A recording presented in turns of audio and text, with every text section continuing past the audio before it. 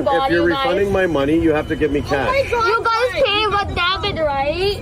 You guys pay with a debit, right? It doesn't matter. It doesn't matter, sir. If you're telling It doesn't me, matter, sir. If you're telling me you're not giving me my food, I want my money back. I didn't say that. I'm not giving you your food. I just request you guys to fresh food, right? Fresh. I don't want to park. Celebrity McDonald's. This is Edmonton, I'm not, Alberta, girl. Okay? I'm not You're parking. In Edmonton. Where are you from? Parking my car. Where are you from? English. Where are you from? Get a career. Seriously? Do something for your life. Seriously? You're so sad. It's Seriously? Now, anyways, grab us some food. Okay. I was so nice to you guys. Why are you using F word for me? I don't even know why you're talking to the passenger of my vehicle when I ordered the food at the window, and I'm telling you that I don't want to park in reserve stall number 2. And they are using F word for me like single time. You guys listen to her. You're telling me that you want me to park. You're telling me that you want me to park. You're telling me that you want me to park because you're on a timer to make your time good at McDonald's. Of course. I don't care.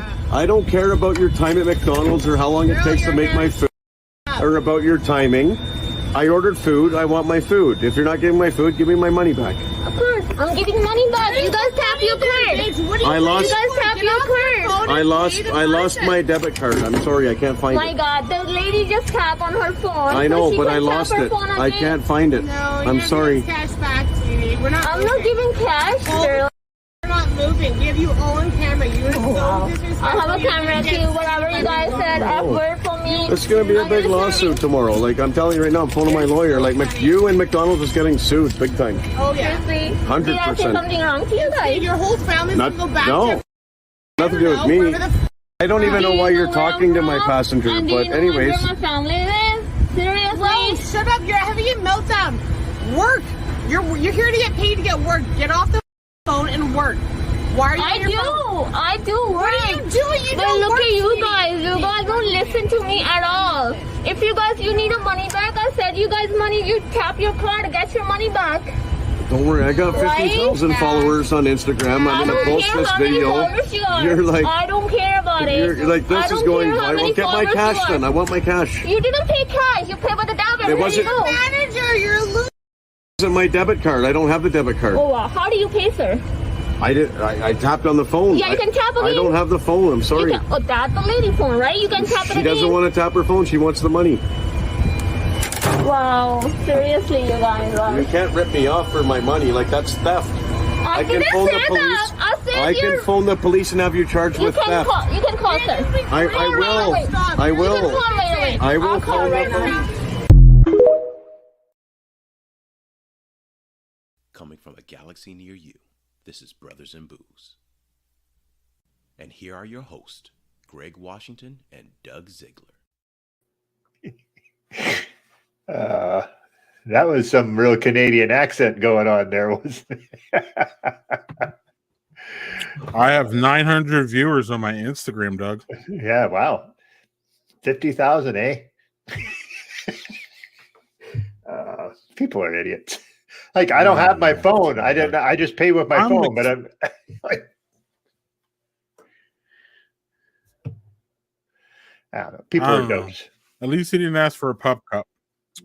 So, at least he didn't ask for a pup cup. But anyway, I'm having the Ears Up by Fernson Brewing Company out of South Dakota, Doug. South Dakota. That's like South Canada, too, I think. Yeah. Yeah. Easy there, buddy. Oh, man. So how is it? Let's see. It's a lager. It's good. Oh, okay. Nothing crazy, nothing out of the ordinary. I'm still I'm lagging here, so y'all gonna have to deal with that, unfortunately. Yeah. Sorry, man. So I'm doing stout night again, but I'm starting with a lighter stout. So I admit I got this purely for the label. Backyard Prince live in concert. I don't know. It looked goofy. And then I was a little thrown by this because the folks who make it almost look like Venture, their logo. but it isn't. It is made by 12% Nice. Brewing. Oh, for two villains brewing, two villains. That's why it's VV. Okay. It was it must have been a contract brew. So let's pop this puppy open and see how it is. It is a milk stout with cinnamon and vanilla. So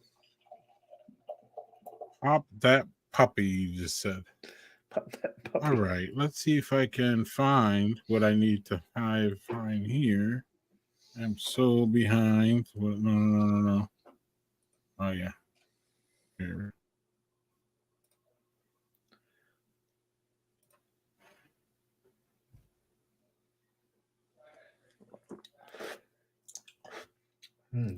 Boy, that's cinnamony. Woohoo! Cinnamony. Yeah, very cinnamony. Vanilla a little bit, but man, the cinnamon is that's the taste I get out. Like even not even like tasting the lactose hardly in it. It's all like cinnamon forward. Mm-hmm. But good. Just be prepared. Cinnamon. It's gonna cinnamon you out. Yeah, but that's all right. You know. All right. I need to. Oh yeah, here we go. Okay. Let's get our fun guests in here. Oh. Yeah, I think they're so No idea. two villains must have brewed at 12%. That's what I'm guessing. So like contract brew kind of deal. All right, Doug. Without further ado, we'll do this.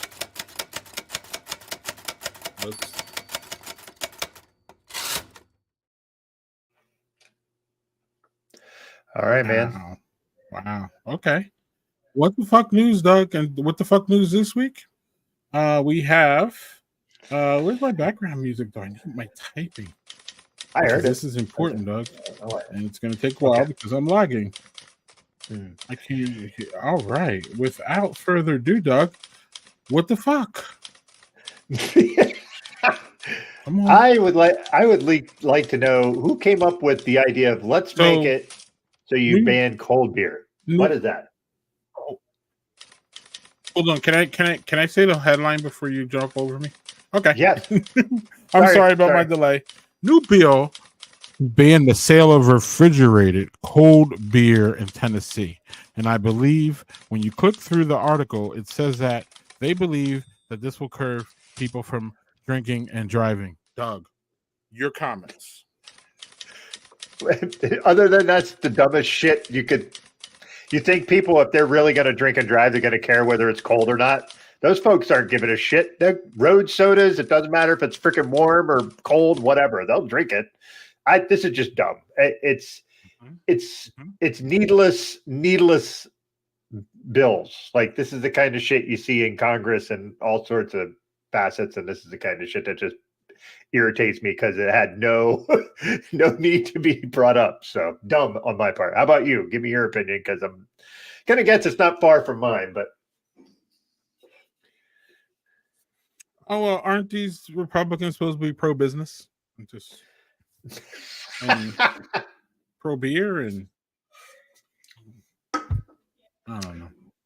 Yeah, only under their things, you know. Maybe. Yeah. All right, Doug. How bad is my delay? You can hear me when I talk?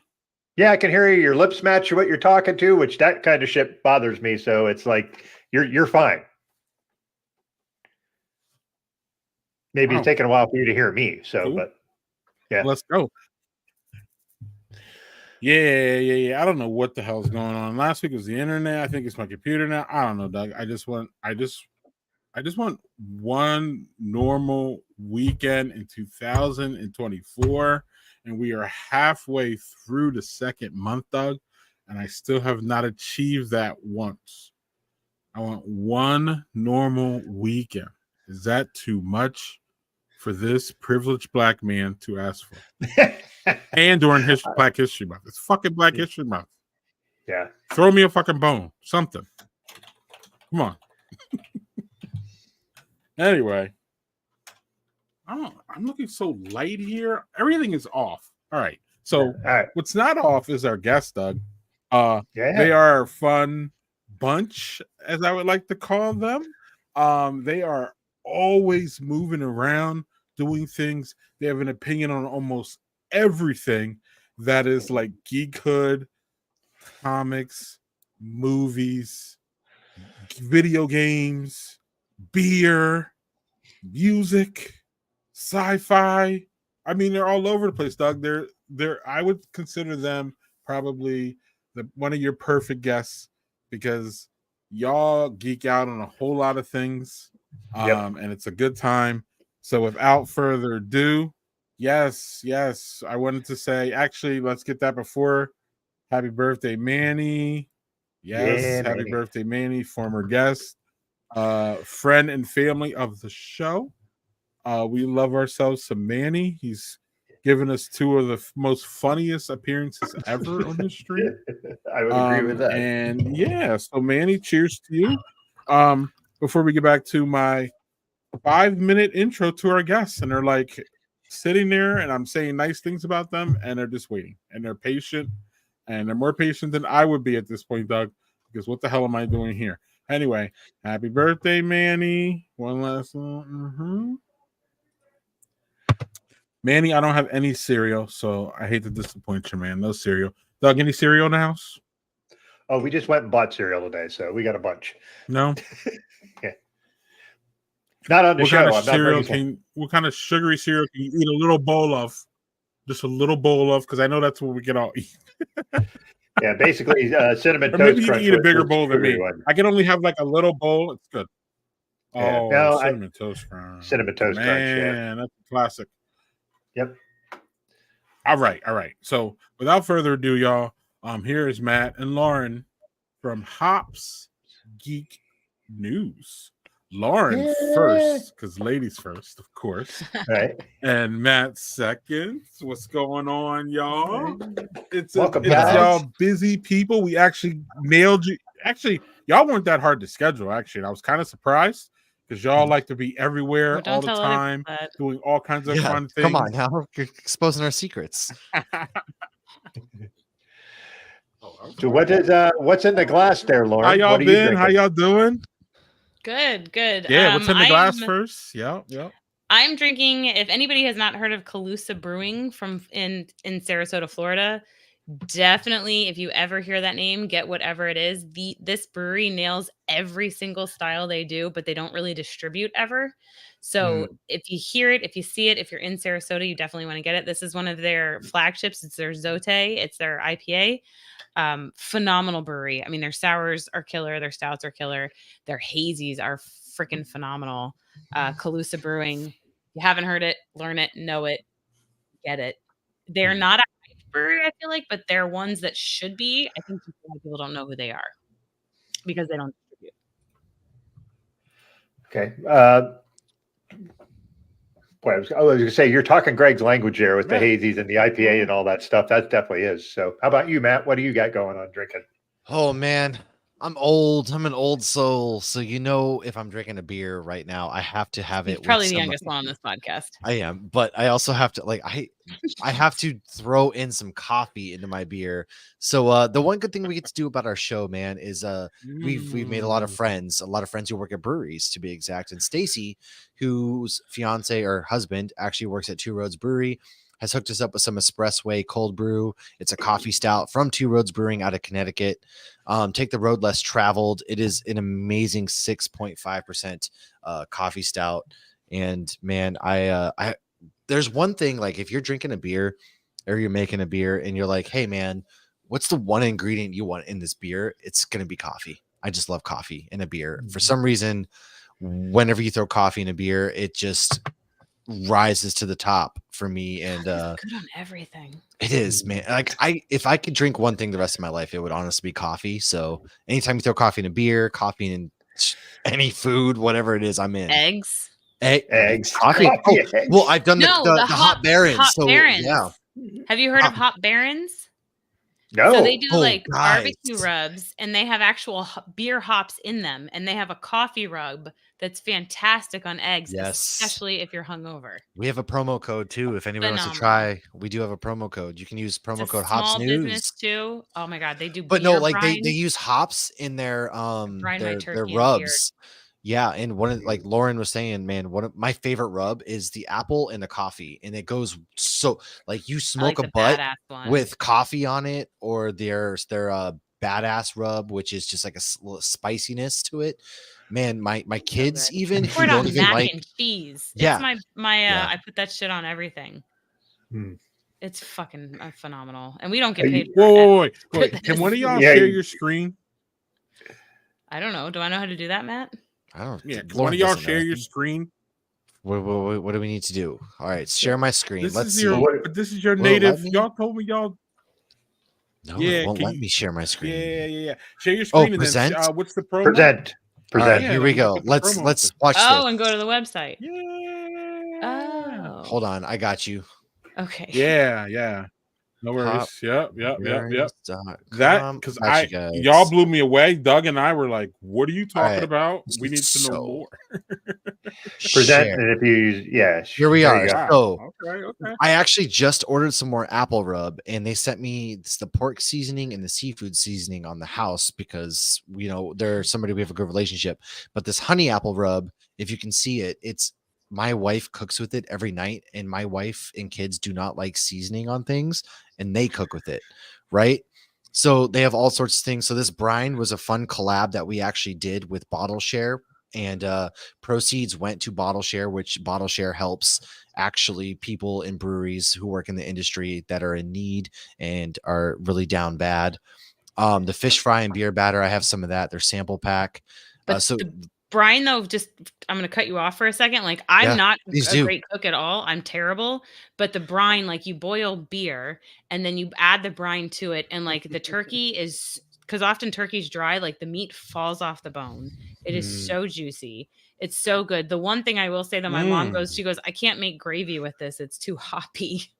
oh But it's yeah. so freaking Well, this delicious. is weird. This is all they have right now out, which is weird because normally they have like their coffee rubs and stuff Yeah, like check that. them regularly. They mix things up. They add Right. new things. They just added a really spicy one, something about Shatner your pants or something. Yep. But like sometimes they have spicy nuts, which are great, like beer nuts. Like I will eat them sometimes while we're podcasting and drinking. Like, and again, we don't get paid for this. I love We just spicy nuts. And truly Yeah. love the product, and it's a small business. real quick, promo code Hops News, HOPSNEWS. That at least gets you free shipping.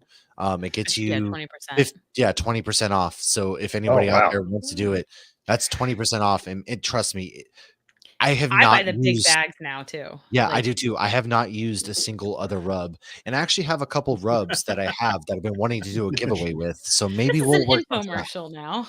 It is essentially yes. Yeah. Well, so I don't eat real meat. I'm a fake Right. vegetarian, so I eat chicken and fish. But like I put this on like the vegan meat, like burgers, and we do meatball subs with the Mhm. vegan meatballs, and it's phenomenal on there. Just Mm. I do the meatballs and I Mhm. put it all over both sides, and then we add it after, and then still add like the Parmesan cheese and everything. It's so good. Again, even on mac and is. cheese, on eggs. Oh, and when I make micheladas, I rim it with the Hot Barons Listen. Badass rub. And also one thing, like this is true because white women don't love seasoning in food. So Bitch, I grew up in South Florida. You are Those just are- blowing Greg's mind That's with the all this meanest talk about thing the Matt's rubs ever and said to everything. me. Yeah, but Greg's like over there just like floored with all these rubs. So We don't do Oh, white man. people taco night here. Mm-hmm. She's white right. people taco night. Yeah. yeah, trust it's awesome, man. So Mm-mm-mm. yeah, do yourselves a favor, man. Barbecue season's coming. All Treat right. yourself. We live by treat yourself over here, and you should treat yourself. That's how you end up in Greg? bankruptcy. Treat yourself. Treat yourself. Well, Yes. we're gonna treat ourselves. Yeah, we're gonna treat ourselves to y'all telling us how y'all came to be. We like to talk about your origin stories to tell our audience who y'all are before we get to the silliness that'll ensue after that. Believe me. Ooh, well, So yeah, where'd Back- you guys start? How'd you meet? What's the yeah? Like how do every great two relationship in this world in the geeks modern day, we from met like on the internet. yeah, and when I met y'all, one of y'all was in Utah, and one of y'all was in Florida, and I'm like, how are they married? No, y'all both got families. We've and gotten kids. that a couple times, and I'm What? like, yeah, we Honestly, are married, This not is to great. each other. What is this? It's literally it's a fun thing to do, like, Yeah, because everyone just right, assumes like right. they're always like, hey, are you in the same like house? You're just in a different room. It's like, no. I was at the time in Idaho. Lauren's always been in Florida, and now I'm in Virginia. The best was a couple times people thought we were married, and we're like, we've literally never even met in person. Yeah. Oh, yeah. So, for example, I just went to Orlando and I was like, Lauren, oh, we got to get some like good podcast shots. And I was like, oh, we're at Disney. Let's go in front of the Millennium Falcon. And the lady's like, closer, closer. And like, Lauren are no. like, no, it's not like we're just It's more like brother and sister. It's because we couldn't bring friends. we didn't bring Yeah, our I mean- lightsaber. That's why. Yeah. Makes sense. Yeah. But no, Y'all we- absolutely give off those vibes when we see you. You definitely give off those like brother and sister, like back and forth vibes. So it's great. But go on. I'm sorry. Oh no, No, you're you're good, good. man. Like yeah, Lauren and I like it very often, like not too often do you meet somebody later in life and they just become your like best friend. And like that's our relationship right there is, man, brother and sister. It's always felt like family since we started doing this show, which we started in doing Instagram photos for beer pictures and Hops News. And then COVID. 2019. Yeah, that was 2019. I was in New Hampshire, and then it turned into COVID's here. You guys want to start a podcast and raise money for breweries? Why And not? We're not doing anything else. yeah, and from there, Lauren and I would always go on about geek stuff, and we decided to just do a nerd style podcast, and here we are for just about 4 years later. Yeah, I think Greg and I are about the same time frame. Yeah, y'all are Honestly, bigger and badder than ever. what Yeah. Greg said.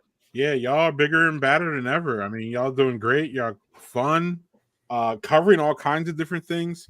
Doug, do you have a follow up? And I'm gonna go grab my second beer. Yeah. So with the so when did you decide that you were going to blend the geekdom and the beerdom? Like, you know what I mean? Like it, Yeah. Like that can go together. That's not something like we talk about geeky stuff in here sometimes and do all that kind of stuff. Right. But it's something where how do you decide, we're just going to put them both together. Let's just run with that. When did you decide that's what you were going to do? Or was that thing from the beginning? It wasn't necessarily our idea. So we were on the beer podcast. It was us and two other people. And the guy that hosted, Jeremy or J Brew, if anybody's familiar with Hops News, hosted it. And Matt and I would just go off on tangents and start arguing about the ending of Game of Thrones, or we'd start talking about Wolverine. And Jay was like, at that time, again, we were all stuck in our houses. He's like, hey, let's blow this up. Why don't you guys have a spinoff? And that's why it's called Hops Geek News, because we were doing Hops News. So we add the geek to Hops News. He goes, why don't you guys start doing your own thing on the side, and you guys can talk whatever you want. And we were like, hell yeah, that's great. But it's funny when you go back to our origin episode, which was, again, almost 4 years ago now. It's, Matt and I had never talked one-on-one, just the two of us. It was always a group. So we're a little hesitant, and you can actually see, because I had to like re-upload episodes. Our a couple early years ago, and episodes you are can so bad. Oh yeah, but they you are. can see like the For us too. progression of us getting, familiar with each other and comfortable with each other. But yeah, every episode, not every episode, sometimes we record early and drink coffee, but every episode we start with a beer of the week. And then it's just kind of progressed to where now we do a beer of the week. Then we start with what we fucked up on the week before. We let guests call us out on stuff. Sometimes we call each other out on stuff, correct what we, whatever somebody was yelling at their, car stereo or whatever the week before. Like, that's not that actress's name. We fix ourselves. Then we talk about what we've been reading or watching, especially the comic book reviews we've been doing for Nerd Initiative. We talk about recent geek news. And then we get into a main topic, which can be a comic book origin. It could be an interview. It could be talking about Jaws because it's Shark Week and how sharks are underrated and misunderstood. It can be whatever we want to talk about. Yeah. It was funny, yeah, getting to just do that, because we would always, and the other two hosts we were with, Jeremy was the one who founded Hops News. He was like, guys, can you just we're talking about beer, we have a guest, we're raising money, and here you are yelling about some stupid stuff that he doesn't care about, right? He's like, Game of Thrones ended terribly. And I'm like, it wasn't that terrible. Yes, it was. And then like we start talking Wolverine or whatever it was. And so we decided, yeah, we're doing this. And of course, every podcast you ever listen to, the first X amount of episodes are just Rough. not quality. Yeah, they're rough, man. And I honestly, like, I would say in the last year and a half is when we even started really hitting our stride. So it took a little bit. And Lauren, shout out to Lauren, because she's the absolute goat when it comes to, she does all the scheduling. She does all the pre-planning.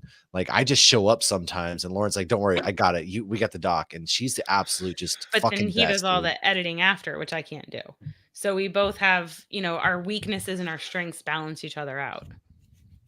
Yes. Poor Greg. And yeah, it's awesome. We can relate. We can relate. Yeah, for sure. I'll be sitting there We like, can man, relate. We you can know, just like I don't know how much times we breathe or just like editing. And I'm like, but like Lauren's sitting there all day studying and doing all the hard stuff. So it's like I can listen to us I breathe got my for an Marvel hour. encyclopedia. I'm doing all the hard stuff. No, That's what it's- makes it it's- fun. I mean, you guys know you have a That's podcast. excellent. That's excellent. It's a lot of fun, but it is a lot of work. And there are times where I was like, I feel like this is more work. It can be a lot of work. It Then- truthfully Depending feels on- like it feels like a second job at Yeah. times, without a Yes. doubt. And you know, shout out to our significant others too, because like you said, it kind of feels like a second job. So there's so many times where it's like, here we are, Greg late and I nights. agree. Yeah, late nights, right? And hey, we got to record this night, and there might be times where we're recording 3-4 times a week. And our spouses are like, you're recording again. And it's like, I'm sorry. Yeah. It's like, yes, we are. I'm sorry. There's just weeks like that. And they're so supportive though, man. Pat and Oswald on last night, and my son walks in for me to open a bag of chips. And I'm like, go find daddy. Yes. I'm talking to Remy, kid. Go find You daddy. know, like what I'm doing. Mhm. Have you ever heard Pat Oswald's skit where he talks about being high and drunk on Halloween and the kids coming to his house dressed as Ratatouille, dressed as Remy? No, that sounds No, but I'm amazing. gonna Google that the second we It get is off. so funny because he's like, "You're walking around in my skin now," and these kids are like walking away horrified. But he was like smoking weed and drinking whiskey all day on Halloween because that's like Well, that. who is it? Amazing. That's amazing. Yeah. I Also, just- shout out Chris in the chat. Yeah, dude, That's this amazing. week was a really good week to be a Marvel. Hold fan, on, which we hold talked on. about. Oh. Yes. Oh, Oh, sorry. hold on. Oh, we go. Yeah, hold on. I was gonna hold back. 3. It's hold Deadpool and back. Wolverine. I got something to address with Matt first. Go. Oh, Yeah. oh, what we Hold got? back. Hold. Ooh. I got something to address with Matt that I have to get to, and then we can get to the good stuff. But this is the good stuff too, actually, Doug, real quick. The Contorter Porter from Ale Asylum. Ooh. Ale Asylum, I don't know if you know, was a Ooh, Ale big Asylum's brewery good, here in yeah. Wisconsin. They went out of business, and and then Carbon 4 went and bought them, but then Carbon 4 got themselves into a lawsuit that my other brand, Wow. Badger Beer Hour, is involved in because the owner came on our podcast and said some things apparently that the other owner didn't like. So now there's a lawsuit. So this is all really interesting. But yeah, this is Dang. Contorted Porter. It's one of Wow. my favorites, and it's really, really good. Awesome. Killing the style. I didn't. As far as porters go, y'all know they're few and far between these days.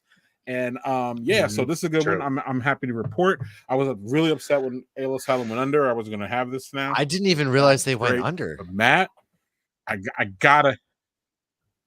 Yeah, they went under, and then Carbon 4 swooped in kind of like 6 months later. The building's still there, not sold. I heard that they're doing decently with the sales. So I call actually, what myself, happened like, is a real Green quick. Bay Packers Carbon fan, too. That's 4 crazy. Used to.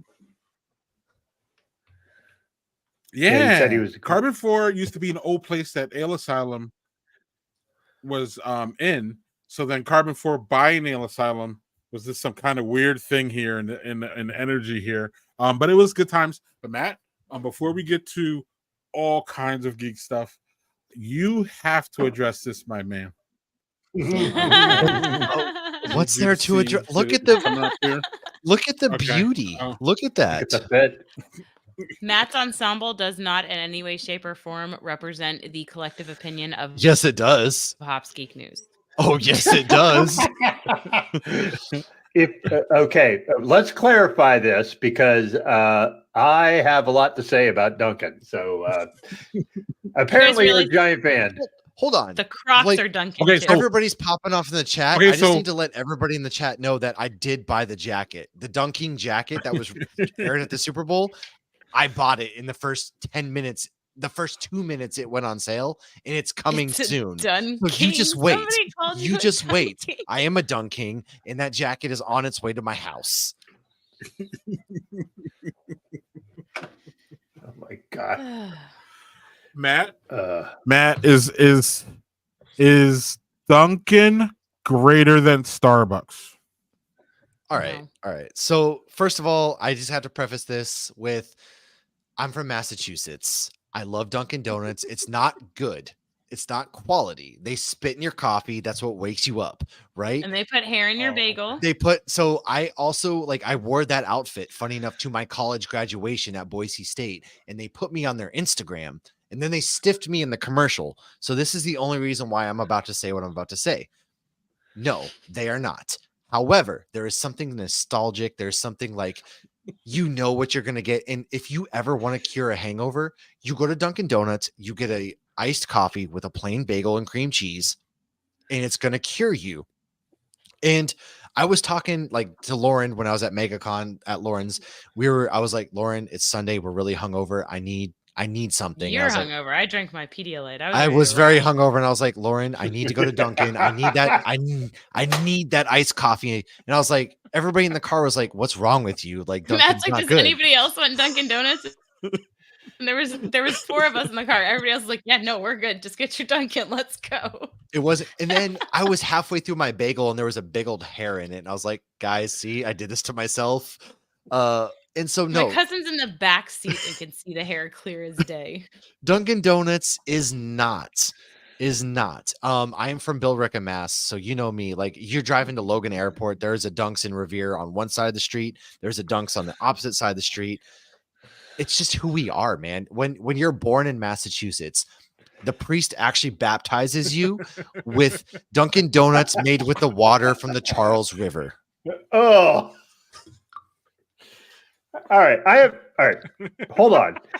Do people from Massachusetts just want to fucking hate themselves? Is that what this is all about? People from Like, Massachusetts Jesus, hate like- everybody, and they hate themselves, and we hate Like, our sports hey, team. let's have Yes. terrible coffee. Let's have terrible donuts, and let's just revel in it and give the middle finger to anybody who thinks that that's not true. Yes, 100%. Like people from Massachusetts are angry for a reason. It's because Dunkin' Donuts sucks. You go through the drive-through and they have everything. Like, okay, the other day I went to Dunkin' Donuts and I was like, guys, don't worry, I got this. I'm gonna pay. We're getting 3 iced coffees. It's on me. And then somehow it came out to like $20. I was like, there's no way. I look at the receipt. They charged me for 5 extra donuts. And I was like, we didn't order donuts. What happened here? Don't worry, guys. He went back and showed them. What But was don't up. worry. I went back in and was like, listen here, I bought 3 coffees. You charged me for donuts, and I got my donuts. And we ate those donuts out of spite. You're damn right we did. So Duncan forced him to buy donuts, is what happened. Yes. It was Starbucks makes the better holiday Wow. coffees, but you know what? If I'm just looking to really get riled up in the morning, the secret is Dunkin' Donuts. Their liveliness doesn't come from coffee. It comes from the fact that you're so mad that your order's so fucked up. I don't understand the wanting to be angry all the time. I really don't understand. It that. was I- 4 donuts yesterday, by the way. you But you had know a what? I'm good changing it every day. childhood. It was actually 4 donuts. I'm sorry, got it wrong. My Yeah, bad. that's okay. Was it? It was Patrick, wasn't it? 4 donuts. Oh man. I'm a living I- legend at this point for Dunks, and it's Oh, about Doug, time you got they're a gonna- second and then Sorry, we- it'll be just- 6 I donuts, just want Patrick. Dunkin' Donuts to remember me. They need to recognize there's going to be a statue of me outside of Dunkin' Donuts one What are day. you, all right? Coco Miguel? Remember me. Hmm. Yeah. Just look at that, man. Like, look at that. It was glorious. All right, and now I have the dunking jacket on the way. So, am I literally Ben Affleck? I can't really say, but yes. And my husband and need- I, when we saw that Super Bowl ad, my husband goes, Matt's going to own that jacket. And And lo and behold, I mean, at least he owns it and he knows what it is. So, I've been waiting all week to ask that. There's no shame. No shame. I will flaunt it all day, but I will also recognize that, guys, it's not good. It's not. It's just not. It's just big, I swear. It is a That's fishing what- story. Patrick, it's big. That's Have you what ever seen the movie Big Fish? I have.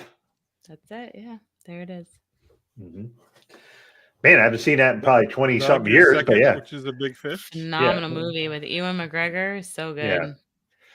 Yeah. So yeah, second beer. I'm gonna go as I normally do with adjunct stuff. So this is called Drinkable from Ooh. Imprint Dunkable. Excuse me. So obviously, Oreos. how about that? Dunkable. I didn't even plan that. This is a milk stout. There's a milk stout with cookies and cream, Bad. and it says nitro infused. What the fuck does it? If it's a Ooh. nitro, what does nitro infused mean? Just like, is it a nitro or not? So it says pour hard. That's what she said too. But anyway, I'm gonna put Right down the middle. Yep. Well, I generally am a pretty aggressive pourer, so I respect it. I love it. whoa. Whoa. Nitro infused, dog. There's that nitro infusion. Yeah. Look at that. Look at that. Holy moly. It's always so fun to like Mm, watch a that nitro looks- settle that though. looks tasty. It is. It's really It fun is. watching the night settle. Mhm, It is. It Yeah. is. How are y'all I'm already on your second beer? Absolutely. I'm about to be as well, absolutely. honestly, in a minute. I Yeah, mean, for the so- night, this is my fourth beer. Yeah, that's the Fifth thing. beer? We've had none. Honestly, I don't finish mine. Yeah, usually he doesn't, Yeah, but I do. finish mine. But this is Or I like might sometimes. this is very much a dessert beer. Like it's super sweet. Very much you could taste the cream It looks and the thick. cookies. A little bit of chocolate is resident, but it's definitely more cream forward. So if you like cream in the Oreos, then you probably like this.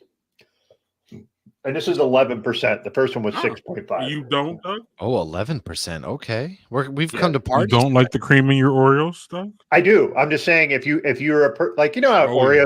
Oreos Doug are don't like fuck around. yeah, but everybody is like you eat Oreos a certain way. Yeah, hey Manny, that's actually not a bad idea. I do have some cinnamon toast crunch actually, so I might do that later. Are we doing insulin? Are you going to do an insulin shot after? Mhm. Thankfully, I'm nowhere near diabetic, so I wouldn't. But tomorrow, I might not. I might have to drink like 8 gallons of water to like wash it out. But Hey, I highly recommend the Pedialyte before bed. I mean, that's more Mm-hmm. sugar, but it definitely helps prevent the hangover. My rule is 1 beer to 1 water, man. I got it. Bananas help too. Bananas do help. Bananas? yes, they do. Why have I never heard this? Yeah, the Well, potassium. The ahead. potassium helps get rid of like a lot of salt. Yeah. Oh. I did not know Potassium that helps the either. salt. No Especially if you have like a heavy sodium day, you're eating like Uh-huh. 7 or 8 donuts. macros. You know. Because Dunkin' Gross. Donuts made you? No, I'm going to Dunkin' Right. Donuts and I'm getting a bagel and hair. Okay, so my question is, do you get donuts at Dunkin' Donuts ever? Or are you a bagel person when you go there? Oh, rarely do I get donuts. I'm not really like big into sweets in general. Sometimes I will, but it's man, if I'm going to Dunks and I'm getting food, it's a bagel and cream cheese without a doubt. Hold the hair though. Hold the hair. Mm. Well, When apparently I you were holding the hair, so when you pulled it out. So. Hey, I will Oh, say though, it was long and not curly, so that was a benefit. again, that's what she said. Right side. It's very true. Very true. Sorry. And now we'll have Doug's favorite transition.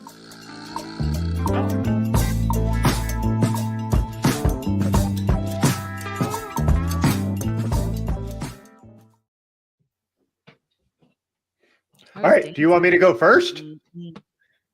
Oh. Well, hold on, Doug. Let's address this first. Anyone else worry Greg keeps wandering away? We're just gonna ignore it. Greg is antsy and not sitting down, so that's what's gonna happen. Yeah, he's at a standing There's desk, so that. yeah. You're standing Yeah, right look, I now? can walk around. Yeah. Oh my goodness. I'm Yeah, got a I'm Castile. standing right now. And Matt's not standing. No, but I'm about to crack up another coffee What's going blonde. on, Matt? Where's this from? This is from Ooh. A coffee Kaisdale. blonde. Ooh, you know what I like is it's got the Marilyn Monroe, and it's from actually brewed and canned by Cassiel Beer and Spirits in Hampton, Virginia, and it's a 5.3%, light drinker. So Cassiel, I don't know if I'm saying that right. Beer and I don't Spirits. think you're right. I think Company, you've been watching too much Supernatural. I have been, yes. Are produced and featured at the Vanguard Pub and Distillery, which is a great brewery as well. It's right outside the my workplace, located within a nationally registered historic armory in Hampton, Virginia. If you don't know, Hampton, Virginia is essentially a big Civil War area where like the first naval battle of the Civil War went down. Founded in 2017. It's Cashel. They actually tell you to pronounce on the can if I just read a little bit further. It's Gaelic for ring fortress, which is represented in our brand imagery. Also, it harks back to the historic Hampton Armory in which we are housed. So I'm about to crack this bad boy open as I finish this beer. And I'll let you know how it tastes. All right. And I'm going to let the dogs loose with this. Because I know that this is going to let the dogs loose. If y'all don't know, if this is your first exposure to Hop Geek News, I don't know if we're ever going to get Matt to shut the fuck up about Deadpool 3. So we're going to let Not Matt Deadpool 3. go first, Lauren. It's Deadpool and Wolverine. I think you should let Lauren go first. She feels very passionate about this. Yes. Also, yes, make Jensen Batman. Just want to shout that out real quick.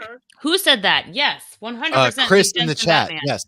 Lauren and I have been on a Supernatural kick, by the way. Yes, we just reviewed a Jensen special Batman. effects guy who worked on Supernatural. Make Jensen live action Batman because he is animated Batman. So we need him live action. He was in the Long Halloween. Okay. Oh, am I talking about Deadpool and Wolverine? Yes, you are. Yeah. Okay, sorry. Well, somebody is. I'm very excited about this. I have been wanting this movie since 2008. I am so excited. Patch has to be happening. You guys are gonna have to give me questions, or I will just go off on a tangent. Like I was literally at another brewery an hour and a half ago talking about this trailer with people. So give me direction. What do you want to know? The good, the bad, the ugly? Everything, Lauren. Tell us.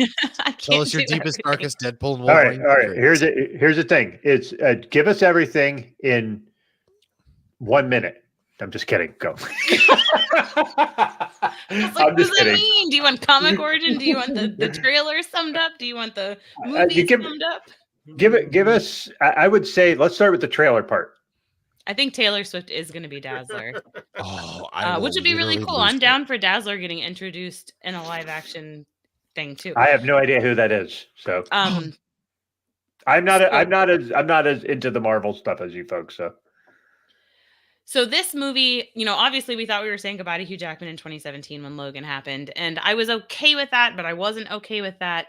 But I had always said, like, Wolverine got me into comics. So my comic book origin is Hugh Jackman, basically.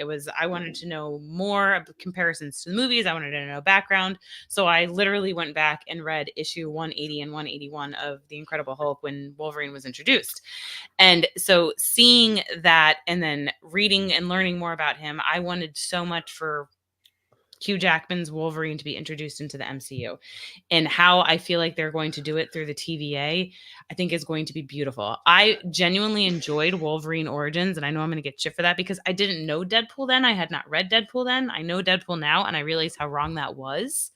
But this movie is just going to fix literally everything that has ever gone wrong in any Marvel movie in the last 24 years, and I'm just so excited for it. And I'm 24 so excited. years, the last 24 years, what has gone wrong, Lauren? Here's a question for you. Well, Phoenix, that was terrible. That was X3. They did not handle that well. Don't make me do this. There's too many things. Let's hear it, Lauren. What's gone wrong, Lauren? Worst X-Men movie. How about that? X3. X3. Oh, yeah. It's indefensible.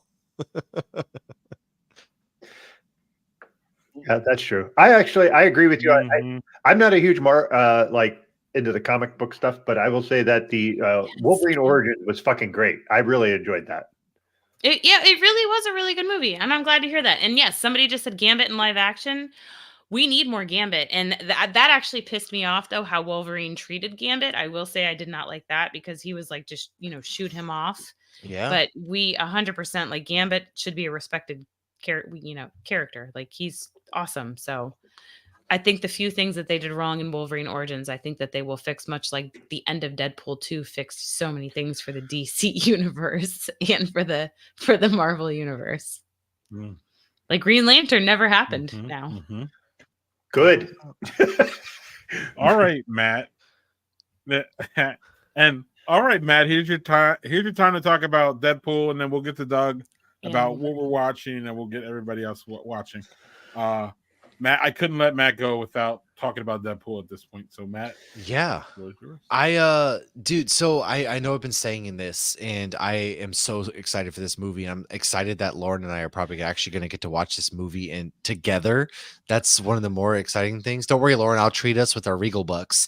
Did But those work in England? I have, I have no idea, but dude, I'm pumped. And one of my working theories, and I know Lauren doesn't subscribe to this, and a lot of people might not, but I truly think that since this is a multiversal tale, that they are going to be screen testing a couple of different Wolverines to see how the audience reacts, to maybe bring them into the MCU and be like, hey, okay, maybe they put Taron Egerton as Wolverine as a multiversal, like kind of like they did John Krasinski, right? Everybody loved him as Reed Richards. No.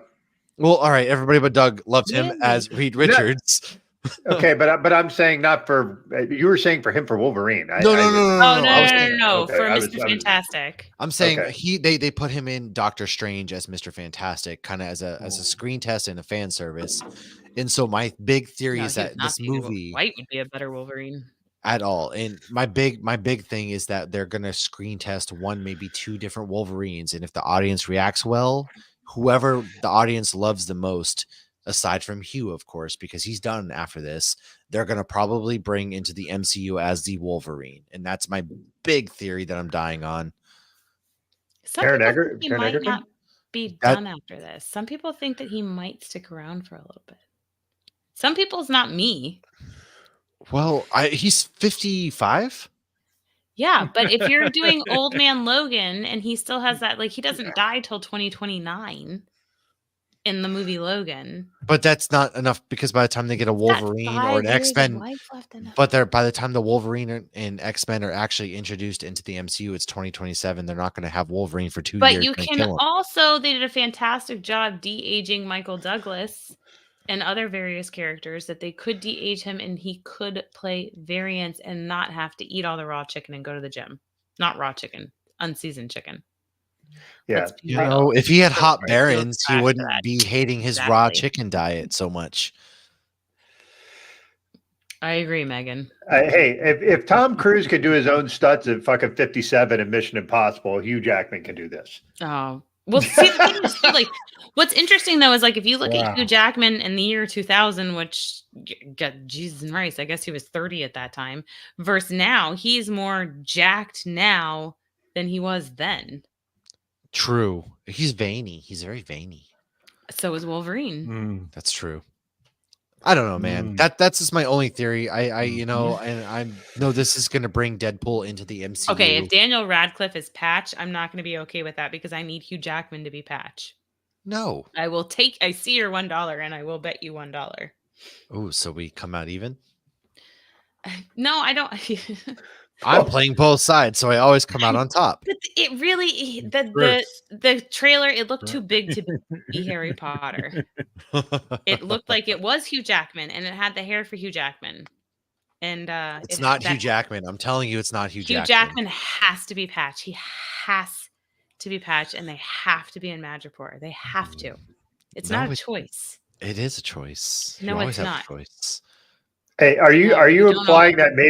that maybe movie studios don't make the best choice for He- people to sh- play roles? Shout out to Megan through our Facebook feed, because she says Daniel Radcliffe for sure. See, she just gets me. All right. I'm starting a I'm new okay with- podcast. With Megan and I are Daniel- starting a new okay. podcast. Thank you.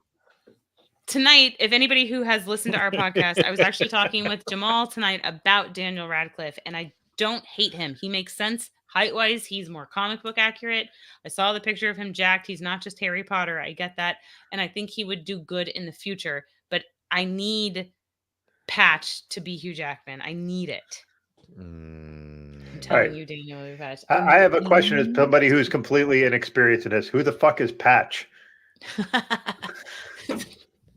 Patch is somebody that Wolverine dresses up as when he's going undercover, primarily in Madripoor. So he has okay. a white jacket, he still has the hair, and he has a literal eye patch like Nick Fury. Okay, so he's a pirate. All right. Well, he's not plundering or raping. Well, he could also be sailing the high seas, like what was the? God damn it! It's a Reese Darby's show. Now I'm blanking. I have to look it up. I like this person. I don't have one Our, of those. our flag means. I was thinking of Our Flag Means Death. I don't know if you guys saw that show, but that was all about pirates. Gay Oh, pirates. isn't that Gay- with Taika Waititi? Yeah, it was all about gay pirates. It was great. I didn't see that, but I heard it was fantastic. And It was. then a lot of people are upset when it got canceled. It was one of those like, oh, I'm gonna watch that, and then I heard it got canceled. Yeah.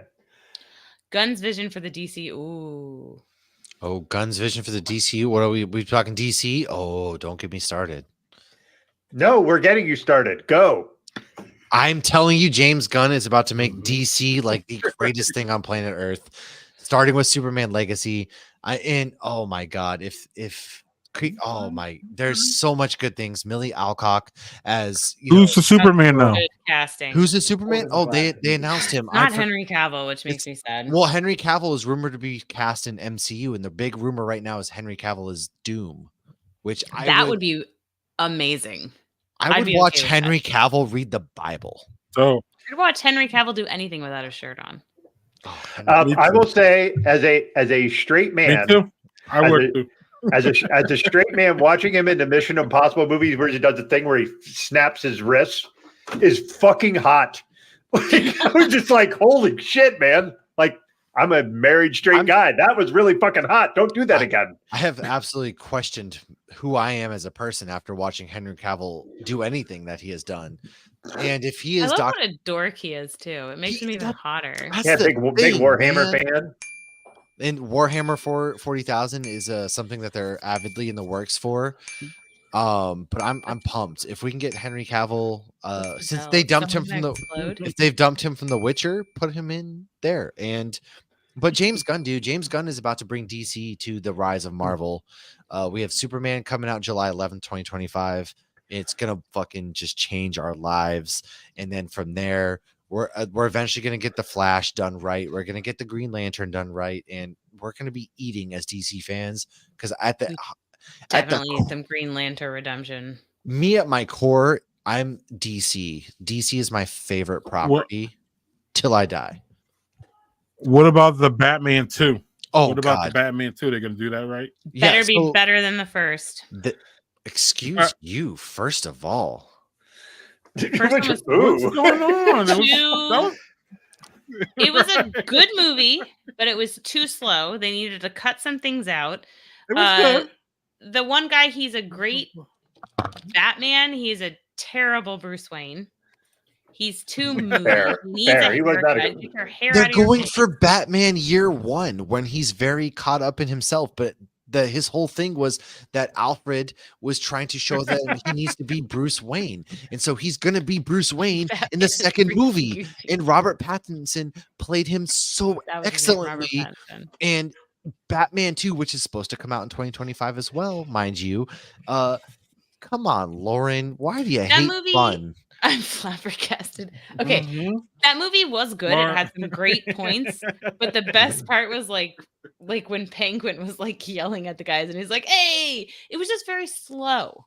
Like normally in a superhero movie, I never have any desire to be like, "Hey, what time is it? Let me check my phone." That movie I did more than once. It was very slow. It had some fantastic parts. That's the best part about the Batman is because they focused on Detective Batman. And I did very much so appreciate that. I liked the Detective Batman. Did you? Because it doesn't sound like you did. That were just too slow. They needed to move it along a little better. I would agree that the Pattinson was not great as Bruce Wayne. I think him as Batman was great because it was like, I thought Christian Bale was brooding. Holy shit. That was Pattinson was way more brooding. That was like really, really impressive to see him go more brooding than He's like angsty teenager though. Yeah, and like he was like, I don't give a shit if I burn through all my money, and that's different. Yeah. That's a different take on Batman, I think. But it's an unintelligent take on Batman because you should care because this is what finances Your crusade. crime fighting. Yes. Michael Keaton will and is always the best. Christian Bale is the best Batman. Batman. No, is it's facts. Michael Keaton. Michael Keaton. Y'all kids are too young. Lauren, you I'm couldn't pay older attention than for all of 2 you in hours this of- fucking room, and Christian Bale's the best Batman. What? This is I am 52 years old, and I will Blasphemy. tell you, Christian Bale. Now Michael Keaton it's like 1A and 1B. It's like very close. I'm not But saying Adam West. Adam West was the original. That's the OG. Ask Greg about how his kids like seeing the Adam West Batman movie. like Yeah, it didn't go well. I like the nipples one. What was that? Val Kilmer. Oh my god. The Oh, nipples one. no. Batman and Look, Robin. Batman and Robin and like The Batman nipple Forever Batman? are good movies. I will die on those hills. They're not bad movies. They're just- fun, dude. They're They're campy. fun. Yeah. They're different. Yes, they're fun. Okay. Batman and Robin was Chris O'Donnell it at was 45 years atrocious, old, man. pretending to be an orphan teenager. Holy rusted Come on. metal, Batman. What? The metal. It's holy Right. and rusted. even George Clooney. Yeah, even George Alicia Clooney said that movie sucked. Come Silverstone. on, man. Look, but we got George Clooney in the Flash at least. Spoilers. That's Oof. true. I mean, That's at true, this that's point, it's true, not. that's true, Oh my god, that's Michael true. Keaton in The Flash was phenomenal. Like that was so good. Just him describing the multiverse with spaghetti. Like I want to Mhm. take that scene and put it in the MCU and be like, yes, this is how this works in both of these. They are two different Batmans, Bale versus Keaton. That's very true. So They are very Doug. different Batmans. What was that, Greg? Yeah. we could go all I was night gonna say, about the Doug, Batman. I knew apparently. it'd be. Well, we can all of Our it. comic But books now. Doug, we're gonna get to what you're watching. We're actually going to see through that.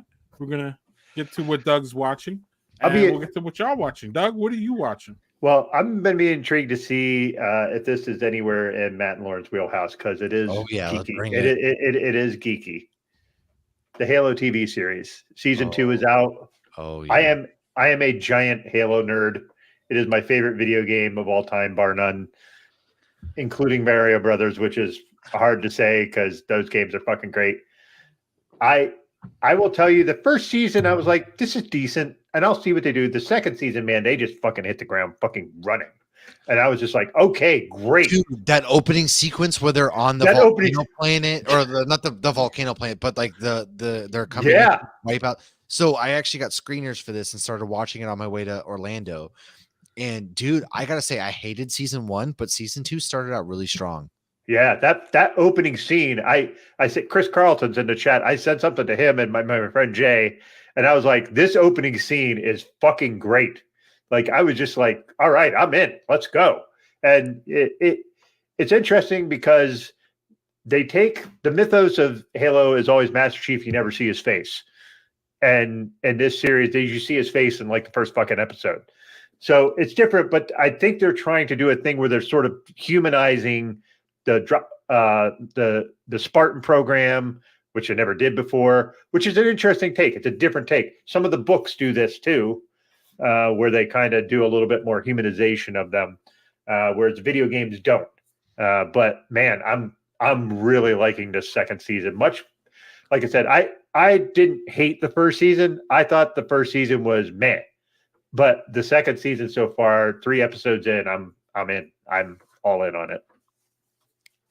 Yeah, I would definitely agree with that. It was, and I'm not even against, like, I know a lot of people were complaining about, oh, he took his helmet off, blah, blah, blah. But like, the games are one thing. You only have X amount of time to play video games, right? And the story is the story. So like, to kind of humanize and put a person into Master Chief's suit, I'm okay with that. And I really do think season 2. So what I read from season 2 is that they actually have writers who are big fans of the game, and they kind of came in and took over because they fired everybody from season 1.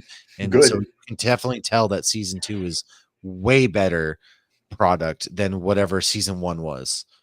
Yeah.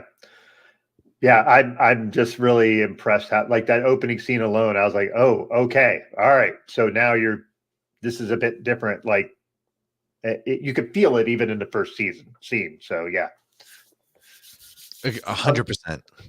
yeah. I'm so glad you guys you were able to talk about this.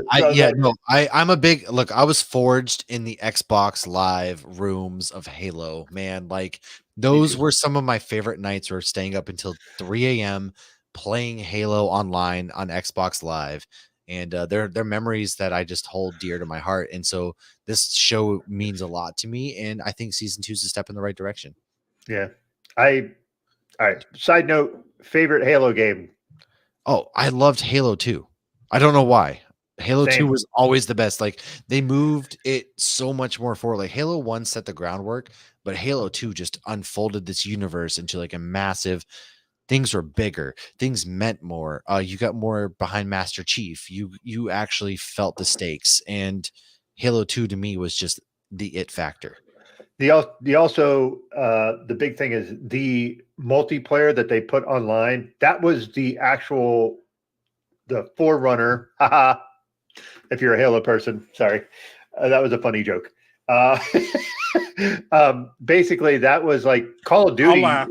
Call of Duty used their online stuff for Halo to that's how they modeled their own online stuff. So they were the folks that really kind of brought that sort of first-person shooter online stuff out where it worked. It was I saw one person say that the folks that were making it weren't sure if it was going to work, and they called it a happy accident. That was a fucking happy accident, the best one that I've seen, like where they just made something and that shit worked. Like I played thousands of fucking hours on Halo 2 just with friends, just fucking games of CTF, and just like it was such a great game. So yeah, I'm with you. Yes.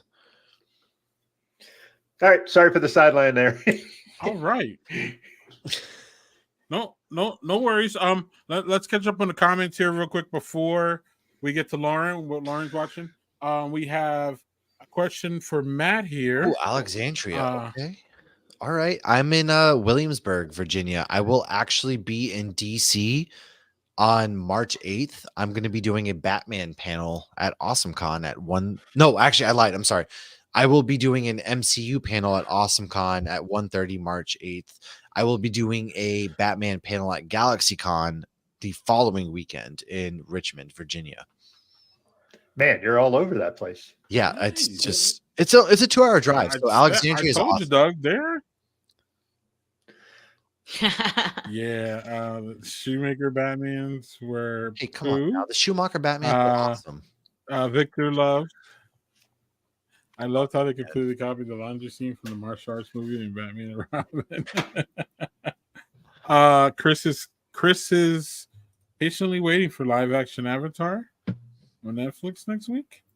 And Manny wants to know if anybody has watched Crisis on Infinite Earth Part 1 yet. I've not yet. I need to watch that. Yeah. What is that on? Probably HBO Max, I would think. Yeah, it's on Max. Yeah, they do all the DC stuff. Okay, that's true.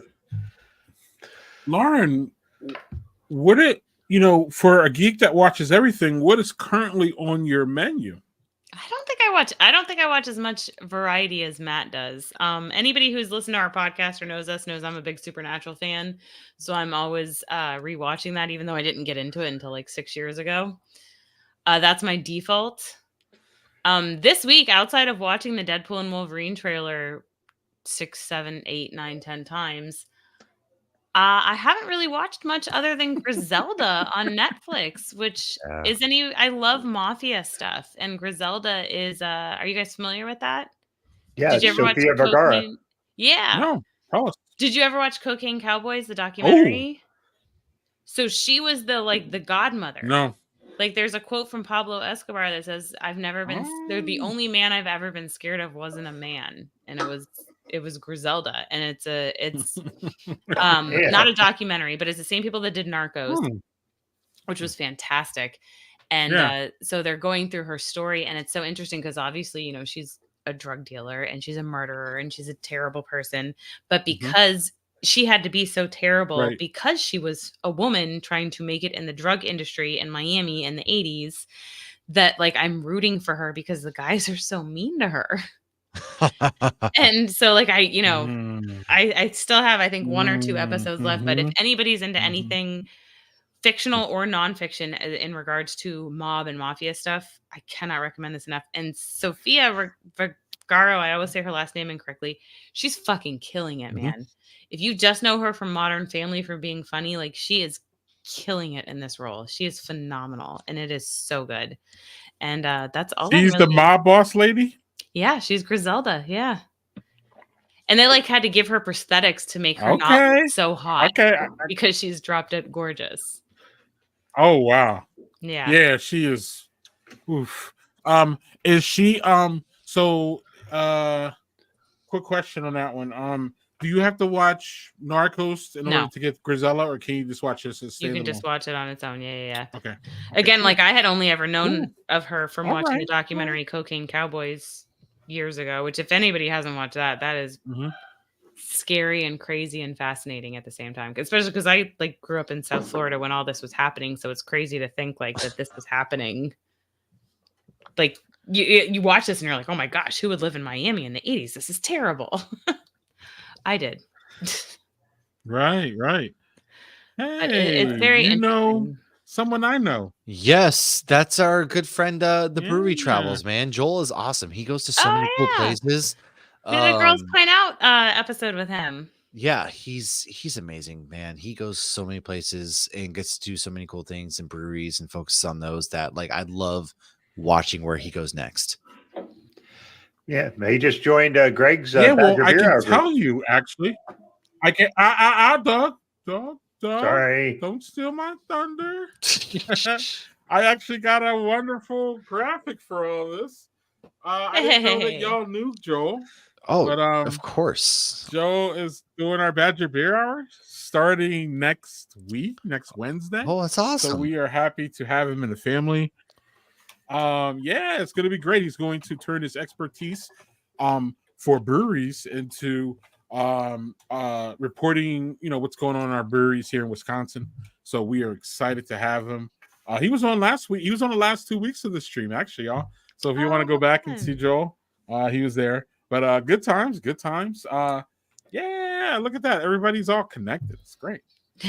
No worries, Doug. I No love that worries, about Doug. the beer Yeah. industry and enthusiasts.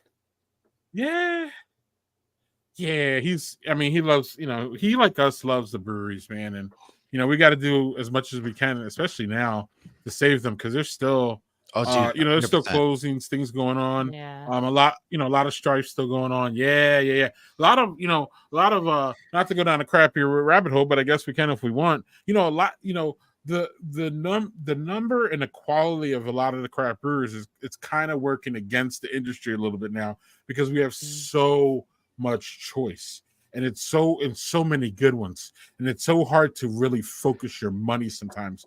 We've had Fair State up here in Minneapolis. I don't know, y'all familiar with Fair State? You probably are. I am, yeah. They just said they were going into bankruptcy, but they said, look, 7 or we're just 11? reshuffling here, but you can help us. I think they said 11. Excuse me. Okay. I was asking if it was a 7 or 11, but if it's an Yeah, 11, they're that can restructuring. be a good thing. Yeah.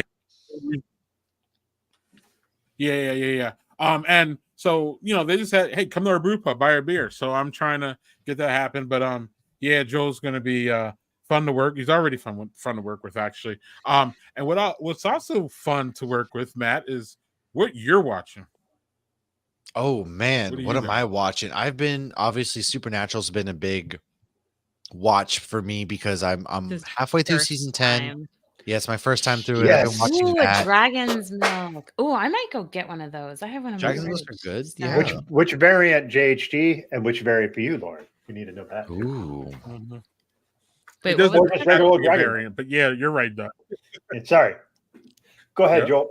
Go ahead, Matt. Sorry, I said Joel. No, you're good. I've been watching that. I've been playing a lot of I don't know that I ever thought I would be here because I always used to make fun of it, but I've been playing a lot of Fortnite, so I haven't been necessarily watching a lot of things. Fortnite, where they do the dances Yes, I've been playing a lot of Fortnite. that my But kids watch.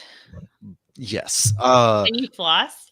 I will say Love on the Spectrum on Netflix has been oddly a point of contention for My my daughter's wife and I. mad that I can floss so well. that's been one that we've been watching. I can't floss to save my life. Neither can my kids.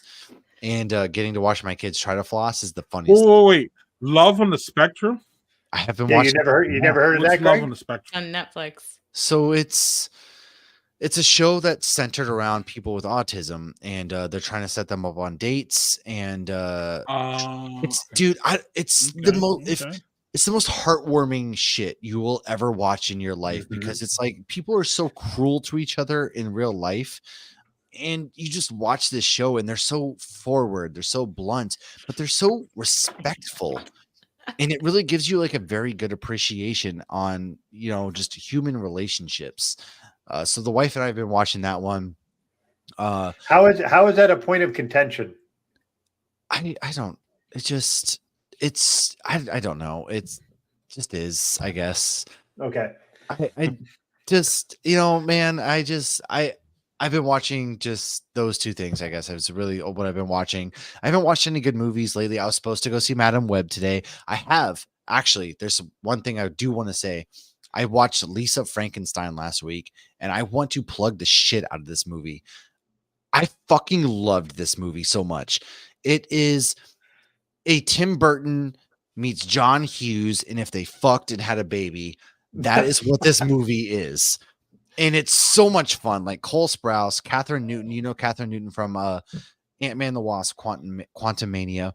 Essentially, like, she's this teenage girl in her senior year of high school who has gone through some shit, and she somehow brings back to life this dead ancient old person from the 1800s, and she makes him a Frankenstein in a roundabout way.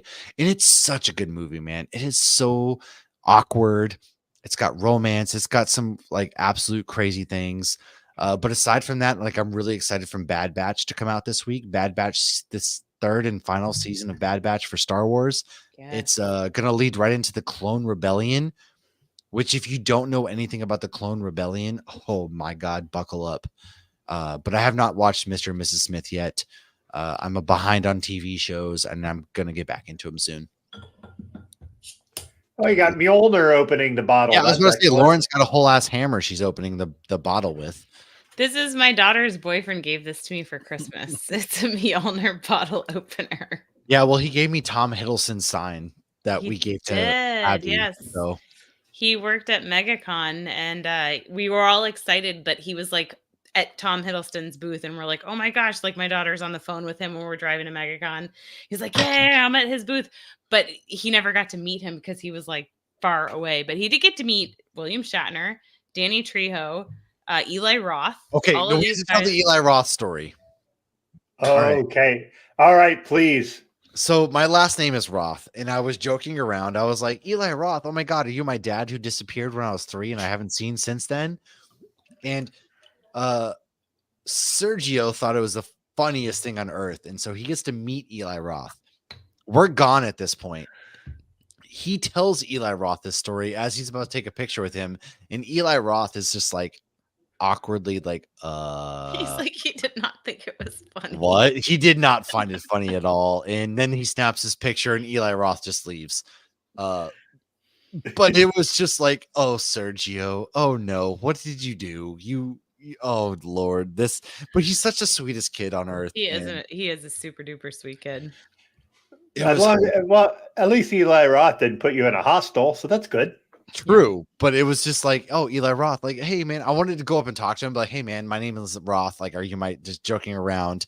I would have said this to him, but Sergio said it to him, and I was just like, oh, Sergio, you so and so. It's such a sweet kid. I mean, like, he's been dating my daughter they just hit their 4-year anniversary, and they're way too young to have hit that. But he's such a sweet kid. And so, yeah, he got to bring home the giant sign. So if you've ever been to a con where they have the signs with the celebrities, they let people bring that home.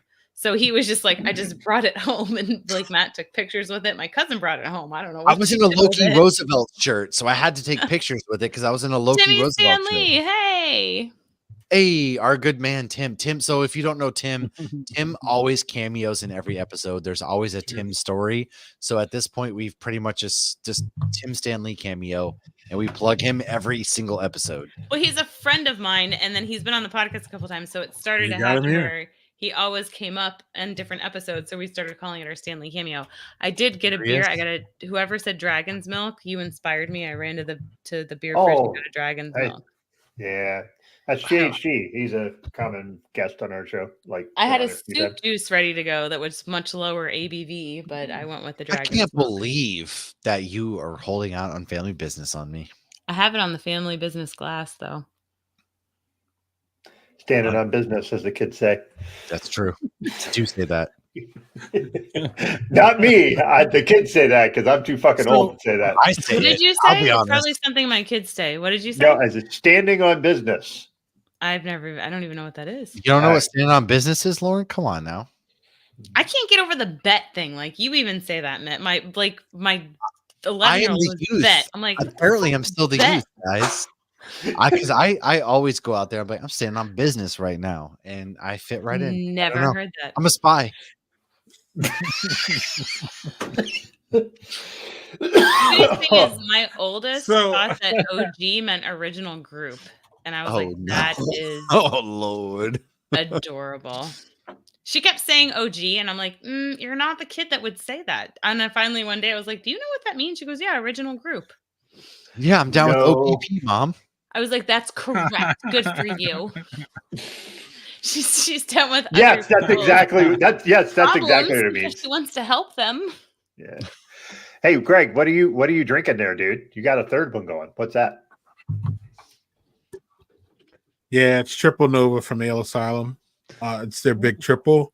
It is as you see, very clear, crisp drinker. Little boozy as it warms up, but really That's fruitful. so there. Mostly what I remember it from. Maybe a little bit different. I heard that the recipes kind of changed a little bit different because of hops and different things going on, but it is a good one, and I love a triple in February, which leads me to Doug. You have one, but Yeah. until then, I'm gonna while Doug drinks his, I want y'all to think about this question, and then after Doug drinks, we'll answer it. All right, so I'm gonna grab the dumbest beer that I have in my fridge. The dumbest beer? Hey, Dumbest, you well, guys. it's the silliest beer I have in my fridge. So look at the label, right? So it's a pig in a cowboy outfit, right? That's a pig? That's what I was thinking. Wow. Girth Brooks. Girth Brooks. Imperial Stout Really? by Hoof Hearted Brewery. Oh my god. My Hearted is kids good. They're out of love the name of that Connecticut, yeah. brewery. That place is fun. Yeah, and it is 15%. So this is the big end to end the game for me tonight. But I saved this because I was like, this is going to be the right show for this because it's silly and I'm going to do it. So Good. You made a wise decision. My beer is only 11%. Trust me, 11 is plenty. I'm not sure I'm going to be able to drink half of this because of how high ABV is. If you can dream it, you can be it. Matt, you need to smell what the rock is cooking. I do. Apparently, it's not the tribal chief. You know, Roman Reigns, because they all turned heel. Did you hear how The Rock's wife found out she had COVID? No. She couldn't smell what he was cooking. Oh God. I gotta go home. My mom's calling. Yeah. Did you ever see the video of John Cena where he's talking to this old lady and they're having tea together, and he's like really dressed up, and she said, No. "My granddaughter said I'm like that. I told her you were coming over, and she said." She said I might not be able to see you. And then he had to explain the whole thing like Oh, this, no. which was just adorable. Like it was super adorable. So yeah. But cheers to that's this. It smelled boozy as fuck, so this ought to be really great.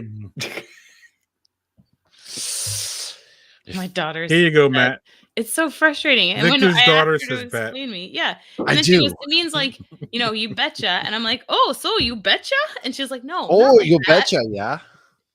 So today in the car on the way to dropping her off, I happen to have the radio on, which I usually don't. I have my phone on, and New Kids on the Block came on, and it was hanging in, or You Got the Right Stuff, and I started, You got the right stuff, and she goes, "Ugh, is this gonna be what I'm like when I'm old? Am I gonna dance like this in the car with my kids?" And I'm like, only if you're cool.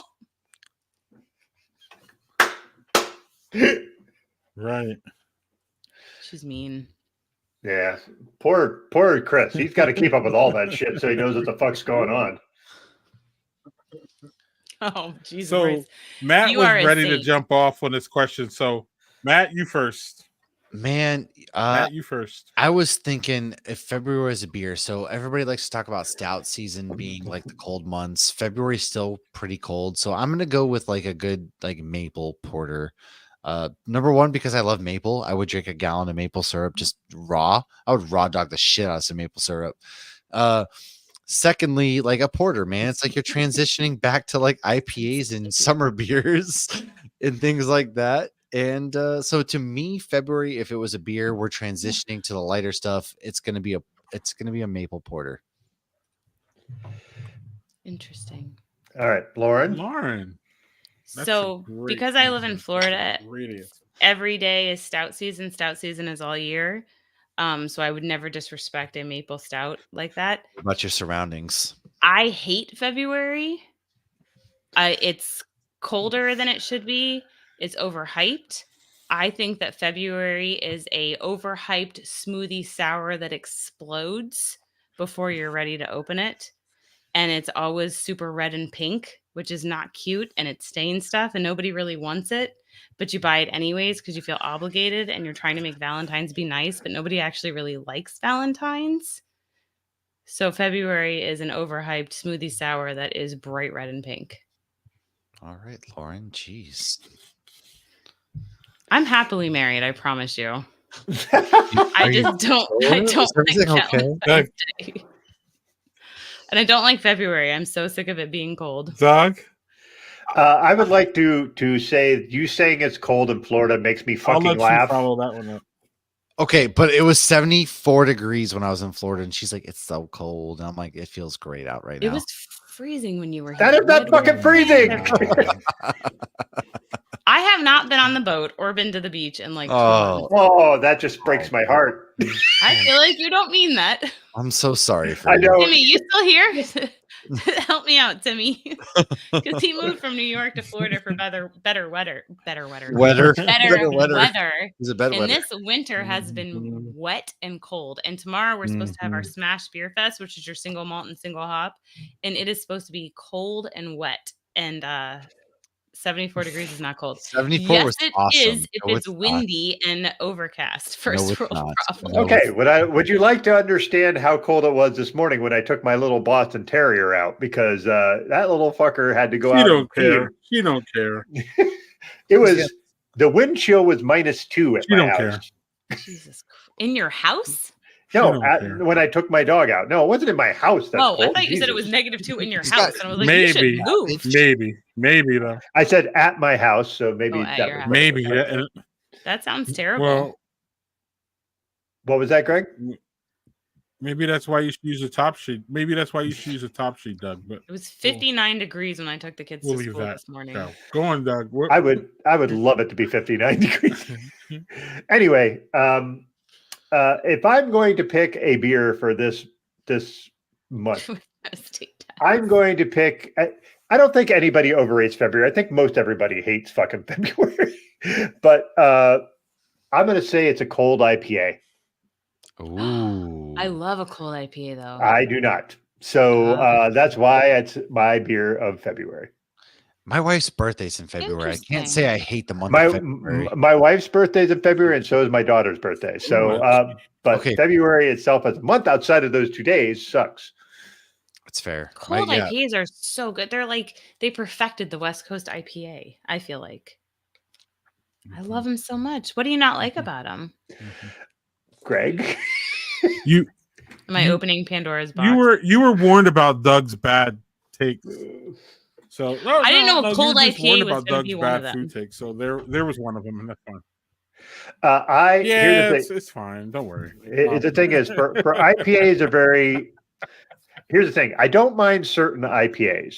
I really don't. I like Oh, Northeast. okay. I like Northeast IPAs because they're citrusy as opposed to hop forward. So you don't like the I, hops. I, and I don't like them overly. I Gotcha.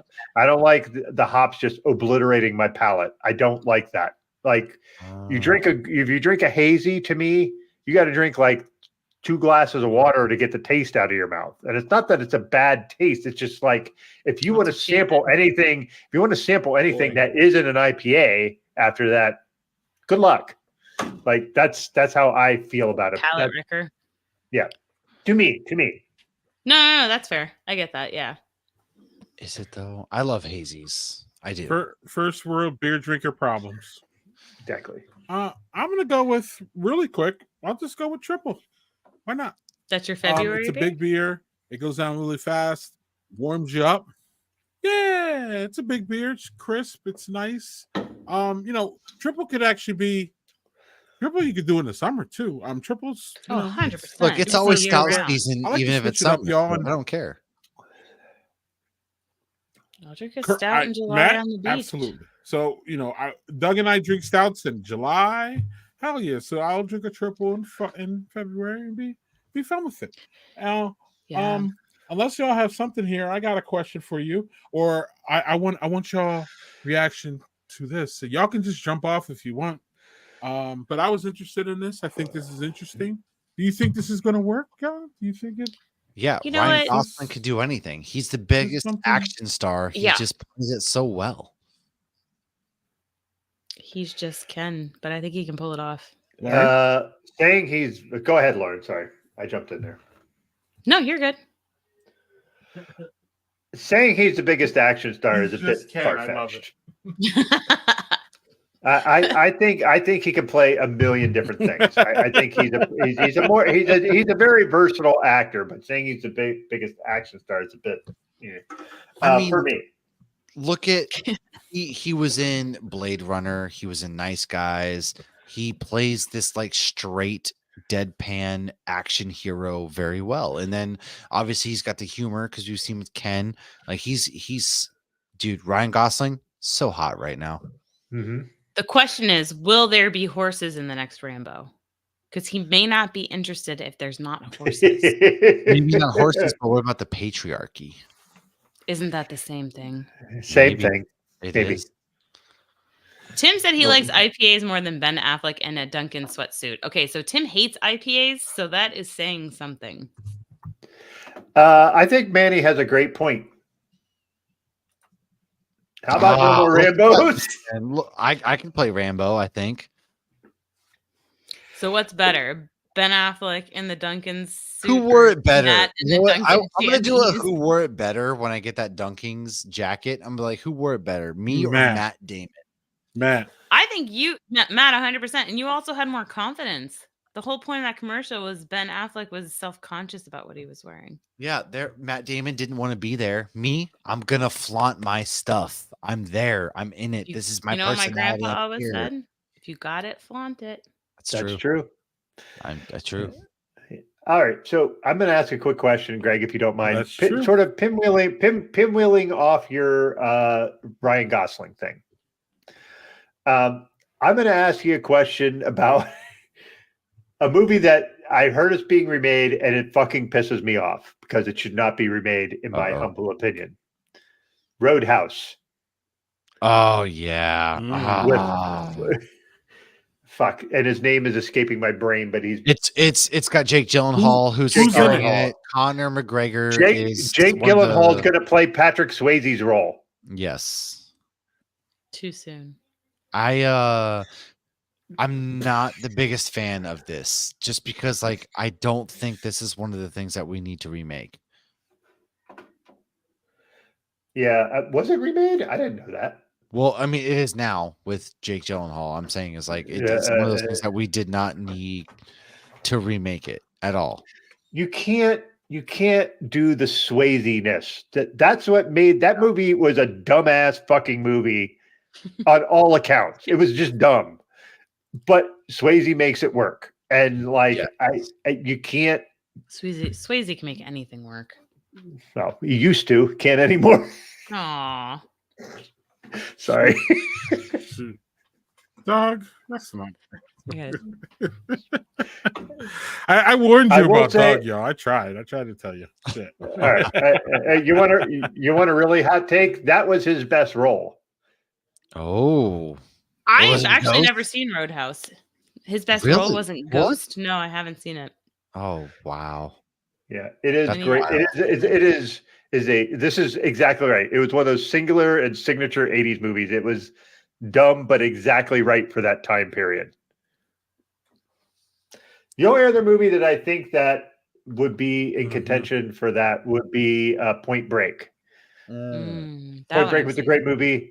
Ghost was he was not great in that movie. I mean, none of those movies were great.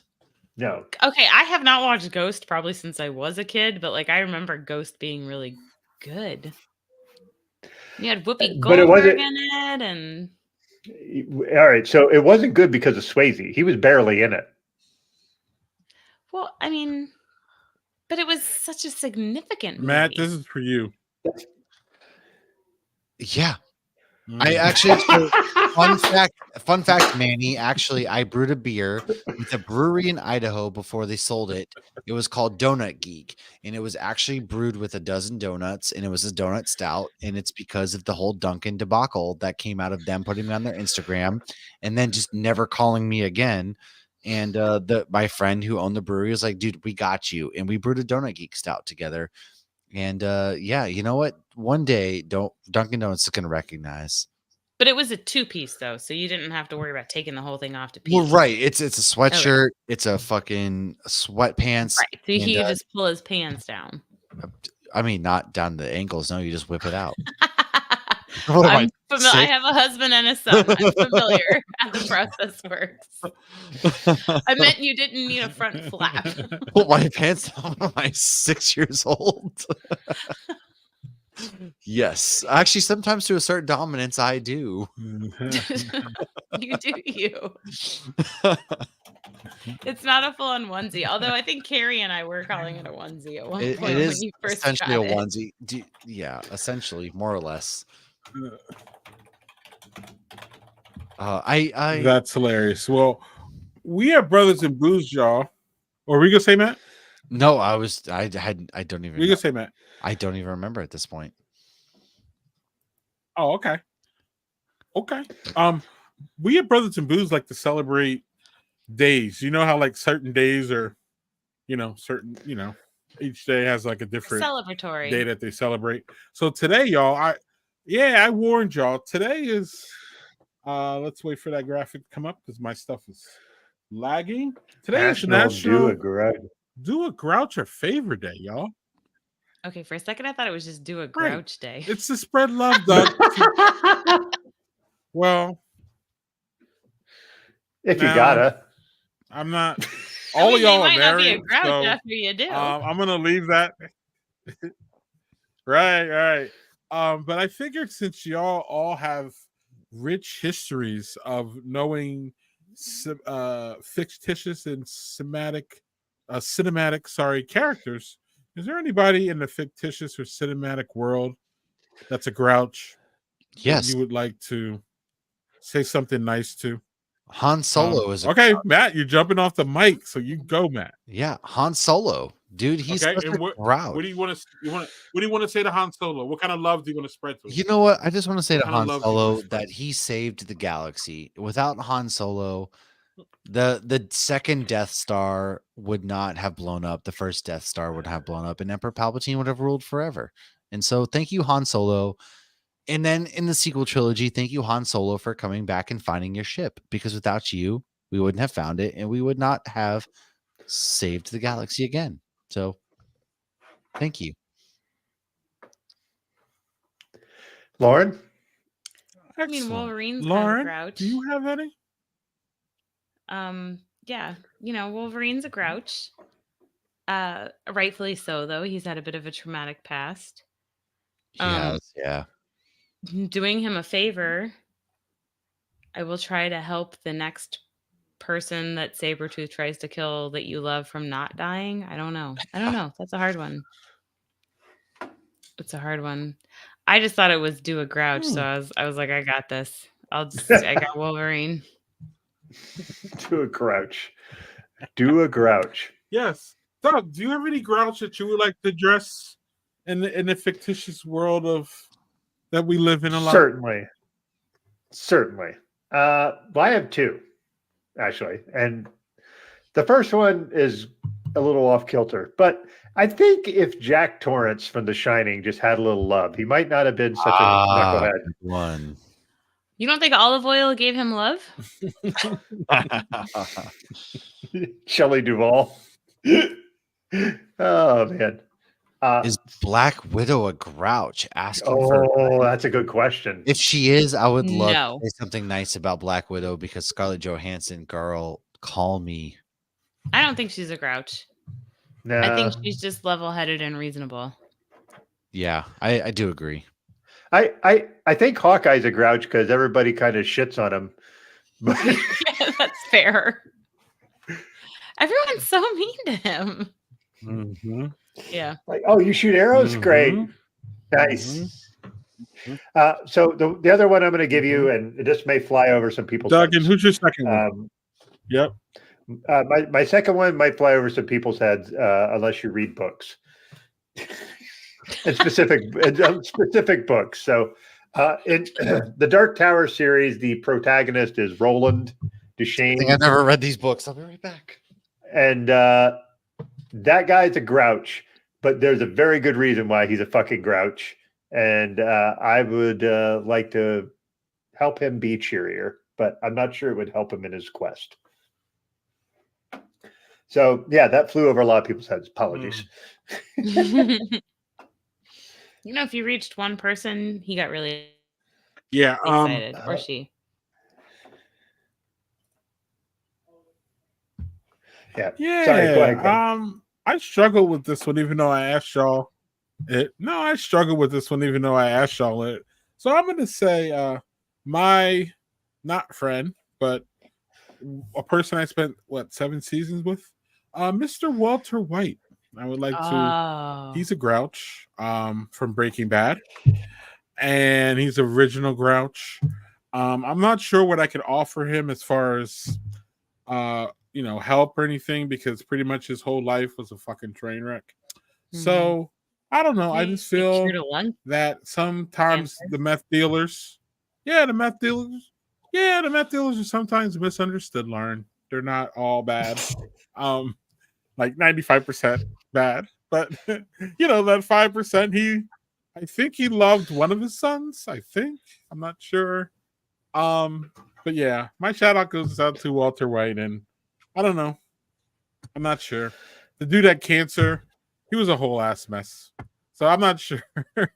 Fantastic. He had cancer. They wouldn't get people money, so he sold meth, and and then as one does with our. He was involved in a whole bunch of mess, and so yeah. Did you? So my husband's actually been rewatching Walking Dead, and there is a scene where Daryl has the bag of drugs, and you can see the blue meth. I had heard that, and so it's true. So there's actually blue meth in the bag with Daryl's drugs in The Walking Dead. Why does it look like Greg has a nice. I don't know who Roy Kent is. Ted Lasso, man. So good. Oh, Ted Lasso is one of the best TV shows ever out there. Yeah. Roy Kent is phenomenal. What he can do with curse words is fucking. He's a grump, though. He's an absolute. He's like an old soccer player who ends up retiring, and so he takes on like various different roles. He ends up, and he's a grouch. He's ultimate grouch. He is without a doubt. The grouch. Grouchy old retired soccer player. Yes, without a doubt. So, but a lovable grouch. So, what kind of love should we send out to him? All the love, because he deserves all of it. He needs a hug. If above all else, Roy Kent, and he'd be like this, but he would reciprocate that hug. But he would reciprocate that hug. He would, because he knows you need it, and he doesn't want to give it, but he's a good. Yes. You should definitely watch. So one of the things that Doug and I kind of always talk about. Okay, yeah, and I was gonna address that. One of the things that Doug laughs at me about is that sometimes I won't, or many times I will not start a series unless I know it's over because I just want to binge it. It is and over. I'm impatient as hell, and I can't wait for another season to come. So like I just need it to all be done. So then I have to avoid And you want to know all what's going to end. y'all talking about it, and then so sometimes it takes years, right? So sometimes it does take years. So sometimes Ted Lasso will end, and I'll be like, oh, I'll get to that shit, and then like 3 years later, I'm like, oh shit, I need to get to Ted Lasso, and by that time, I'm like, yeah, I saw Ted Lasso, and y'all like, what are you talking about? That was Bro, 5 welcome years to the ago. party. I'm like, It was okay, so it was good. 2000 Fuck and y'all. late. Anyway, so Move Ted Lasso to the top of your watch list. Trust me, it's over. There's only 3 seasons. Move Okay. it to the top of your Okay. list. Trust. All right. I have to put this at the top of my list though, y'all. Actually, this I want everybody to know. Do it live. I'll write it and we'll do it live.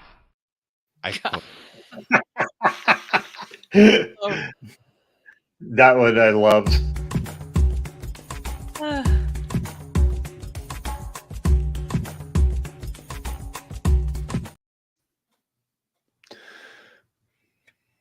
Y'all, so real quick, I wanted to talk about this real fast for Black History Month, y'all.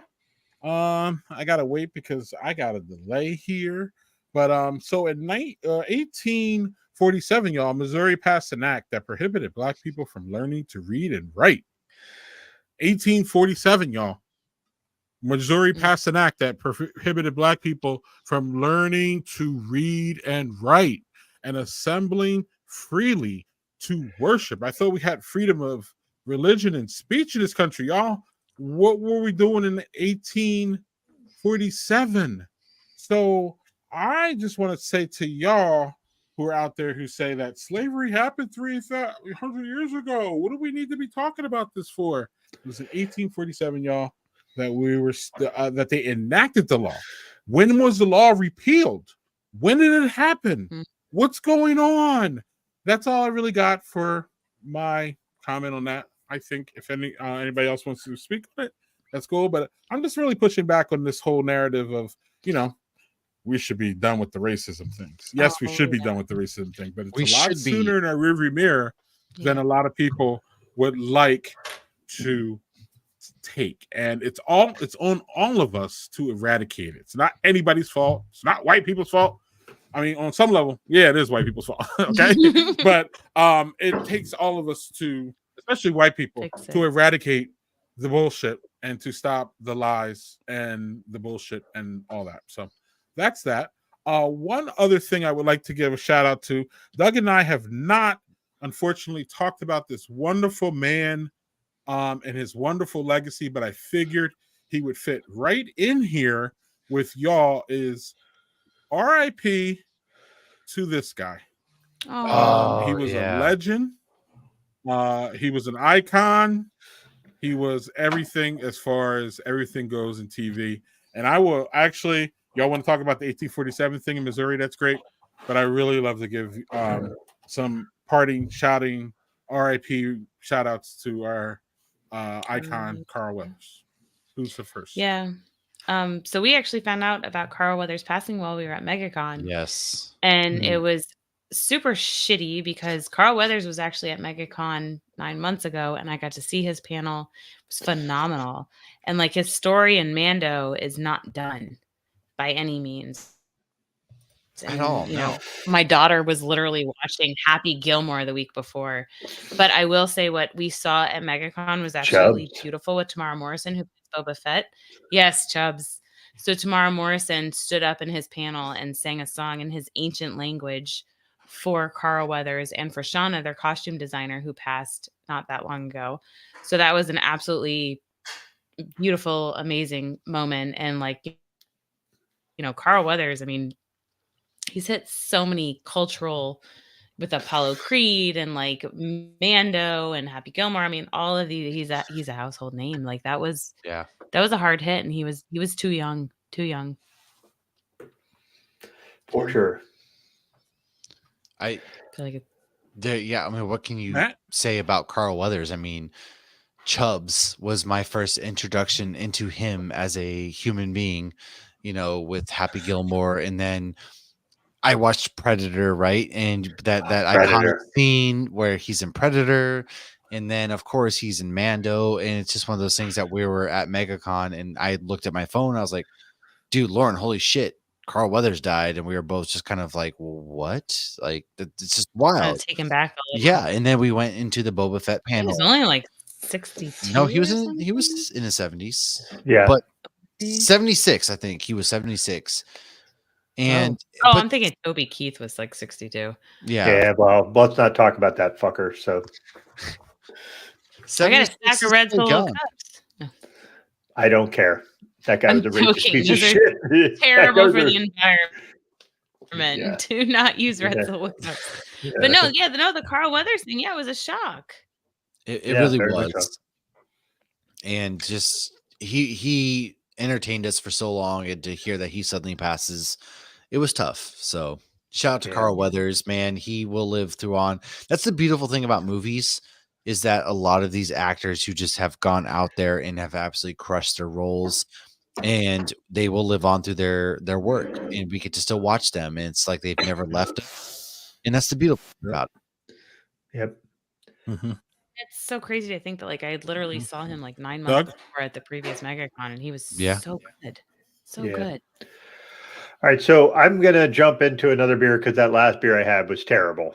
So I was like, I had a couple sips. I'm like, yeah, that one was bad. So I'm all And for the so- drain pour. Only drink what you like. Agreed. well, my son's boyfriend is here, and I just pawned it off on him. Here you go, dude.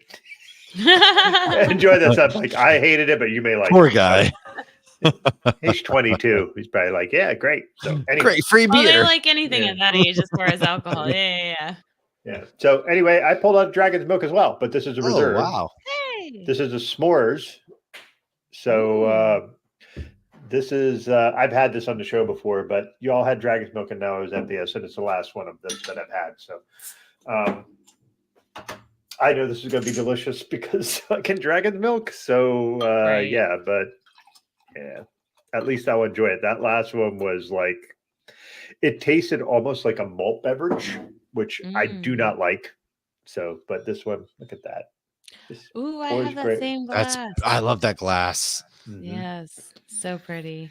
Look at all that head, man. That is some frothy head. Yeah, and that's been in my fridge for probably 2 or 3 months, so that's not too bad. Nice. Yeah, you can't go wrong with Dragon's Milk. And it's funny because last year at MegaCon, or the last 2 years, they only had Dragon's Milk. Ever. And I saw a lot of drunk people because a lot of people did not realize that all their beers are 11% and up. Yeah, they're very heavy. And This they go year, down so unfortunately, smooth and easy they and nice and do. tasty. They're so Yeah, this year Wicked Weed took over, unfortunately, which it was nice to have a good IPA, but they're InBev. They are. Mhm. Oh, I will They weren't say always. there is a brewery in North Carolina in Charlotte that is the former brewer for Wicked Weed opened his own brewery called Amor Artists. Oh, And if you're ever and if you're ever in Charlotte, it's a small little place. They have like 10 taps, and it's not here's 6 IPAs and 4 other things. It's every tap, every tap is a different beer style. And like that's if you can do that in a small environment, that's real fucking skill to be able to just pull off, 10 different beer styles on 10 taps. But Yeah. like I would highly recommend going seeing them if you're in Charlotte. Oh, dude, Charlotte's beer scene is amazing. I go there once in a while just because my wife's family's from Raleigh. We're 3 hours from Raleigh, so we'll drop the kids off, go to Charlotte. Last time I went there was Christmas Eve for a Green Bay Packers game, actually. And like Sycamore Brewing's amazing.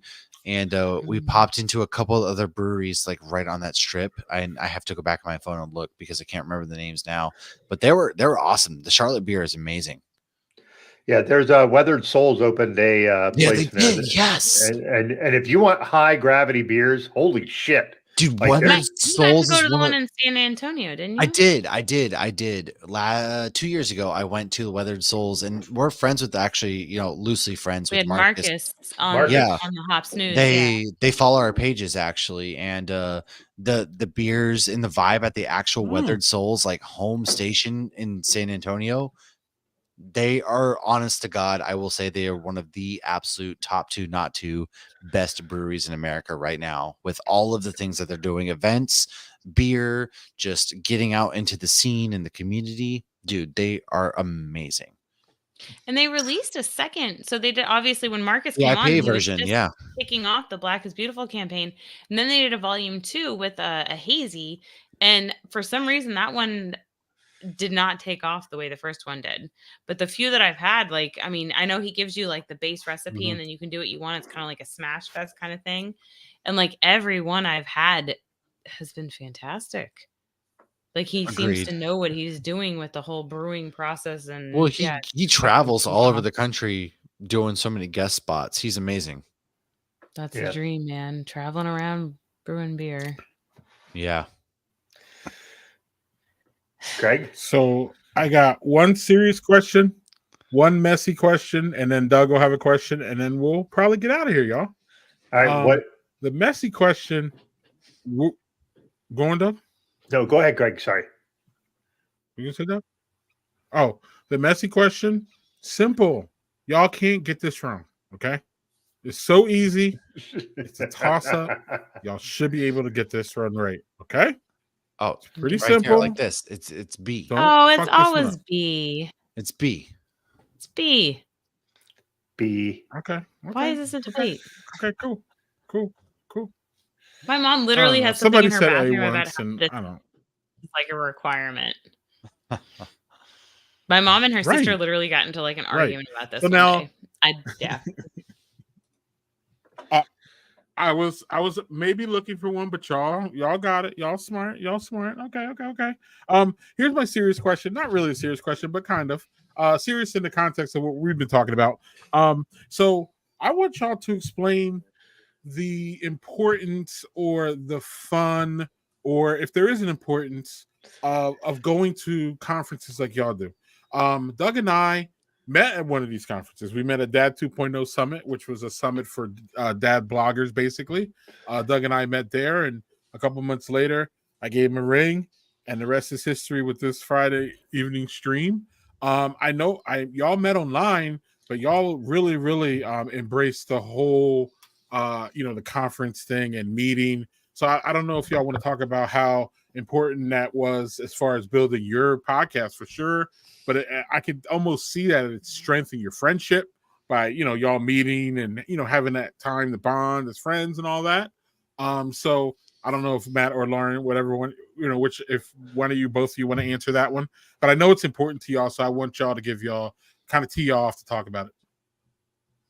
Yeah, I think we could both very much so handle this question with the, for us, it would be the Comic-Cons. And yeah, we had been doing the podcast forever. The first time we met in person, our families met and we got to go to Disney, and it was a fantastic experience. But I feel like the first time we really got to truly share an experience together was at a con. And shout out to Matt's wife too, Carrie, because she was there to not only help us, but she filmed stuff for us. She encouraged us to do stuff, and she really like put us kind of on that trajectory of like, this is what you guys are doing. You're creating this. Like our first live thing we ever recorded together, Matt's wife filmed for us. And that was when we got to interview the clerks, Brian O'Halloran and Jeff Anderson we literally walked away from that like so high. Like what just happened? I This bet. was amazing. And so I feel like the cons and the conventions is this fantastic spot, no matter what it is, whether it's a dad con, a Comic-Con, a beer con, GABF or anything. It's a place for people with mutual interests who might not have anything else in common or may have a ton more things in common to truly bond and share and have that camaraderie and share an experience that you wouldn't get to have anywhere else. So I think that's why they are so important.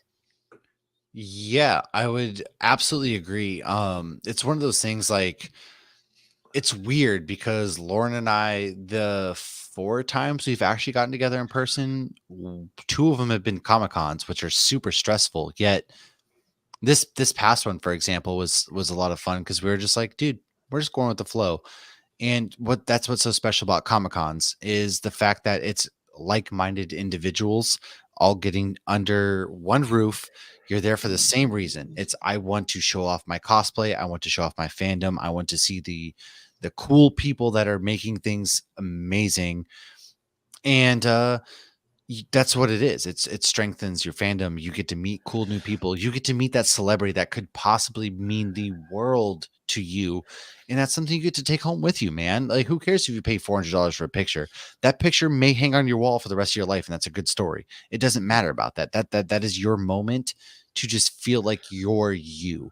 In day and age that a lot of us don't have a space to essentially get to be ourselves outside of podcasts or breweries or whatever it may be. I feel like Comic Cons really have become those things, and it's such a wonderful time, such a wonderful place to get together with like-minded people, meet new friends, and yeah, you know, it's like Lauren said, it's just such a good time, man. Yeah, and I'm going to piggyback on that a bit if I can.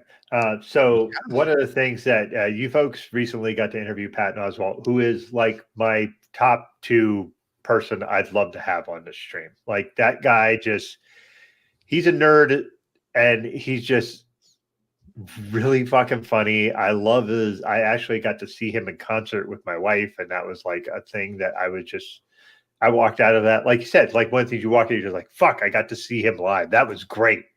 And so we enjoyed the shit out of that. How did that actually happen? Was that a Comic-Con thing? Was it like I just want to know, because to me, that just, you look at something like, so I aspire to, like, Greg knows, like when I go for guests, I kind of tend to shoot for the moon for some guests. And I've been lucky and I've hit some. So you got us. And yeah, that's fair. That's fair. That's fair. That's fair. Greg was like, we got to have these folks on. And I was like, okay. And here's the thing, because there's so many like niche things that happen online that sometimes you just miss things that are just really obvious. Like, this is really obvious. I should be listening to you guys, right? Because you're right in my wheelhouse of everything that I hold dear.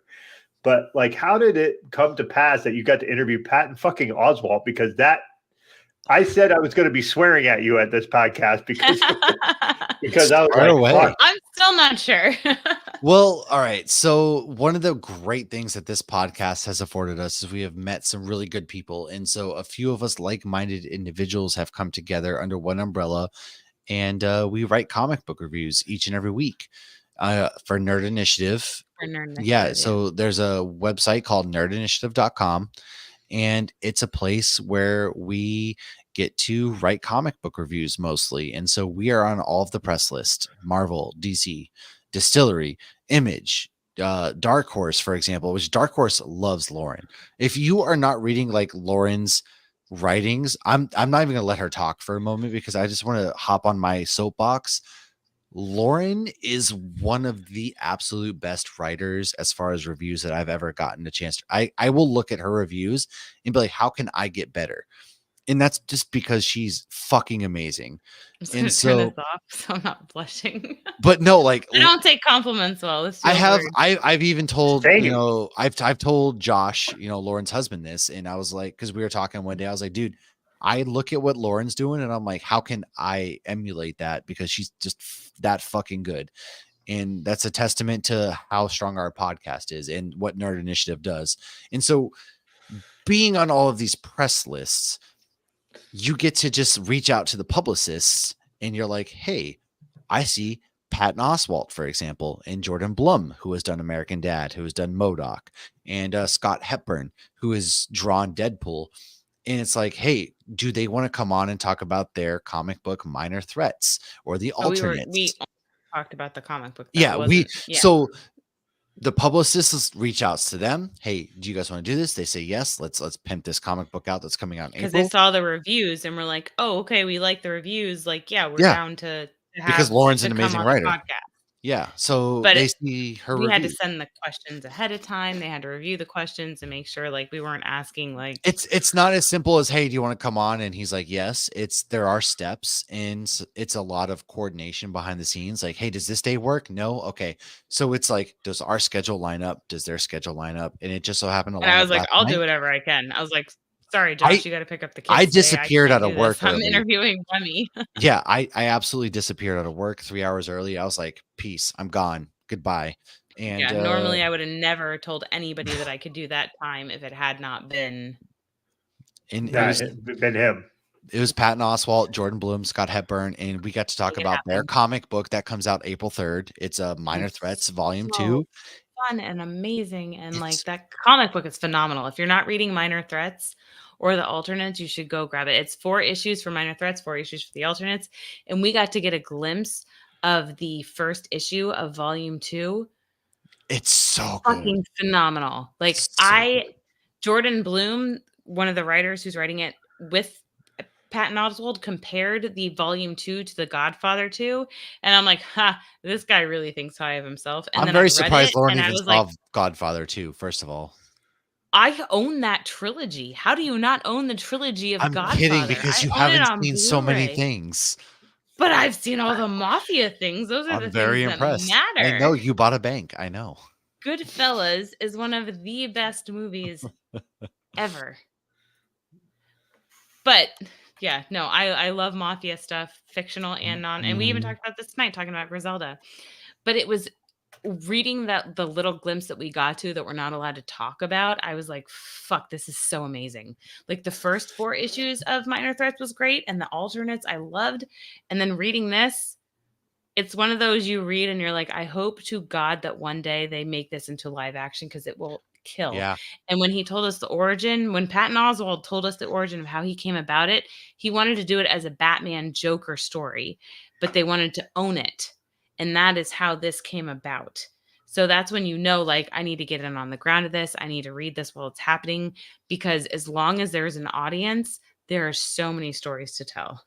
Yeah. And they're creating an amazing universe. And it wasn't one of those like we get to ask Patton or whomever a million questions about everything else. It was, no, we're focused on the comic book, which is even more rad, because it's like he's a human being, man. He's gets to do cool shit for his Right. job, right? It felt And natural.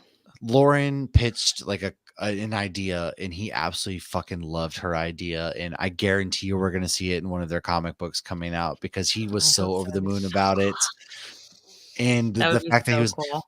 but that's what we need to realize is, like, you know, when you were talking about basically like, yeah, I just like to shoot for the moon. Honestly, that's what I do with our podcast. Like Lauren sometimes is like, I can't believe you got this guest. And Yes, it's like, it's Matt's because phenomenal with that. He will ask anybody and everybody, and I'm like, I don't want to bother anybody. And like, he gets these guests, and like, he fucking booked these 2 dudes who write for Marvel and Star Trek and Batman, and like we ended up partying with them at MegaCon.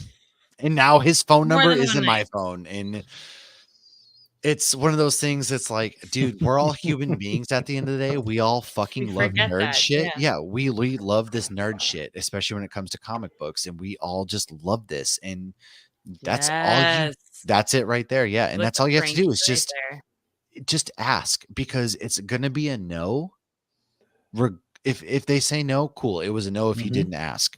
So Yeah. the worst case you did is you asked and they say yes. Right. And surprisingly, a lot of people have said yes to our podcast. Wasn't Minor Threats a Fugazi Right. thing?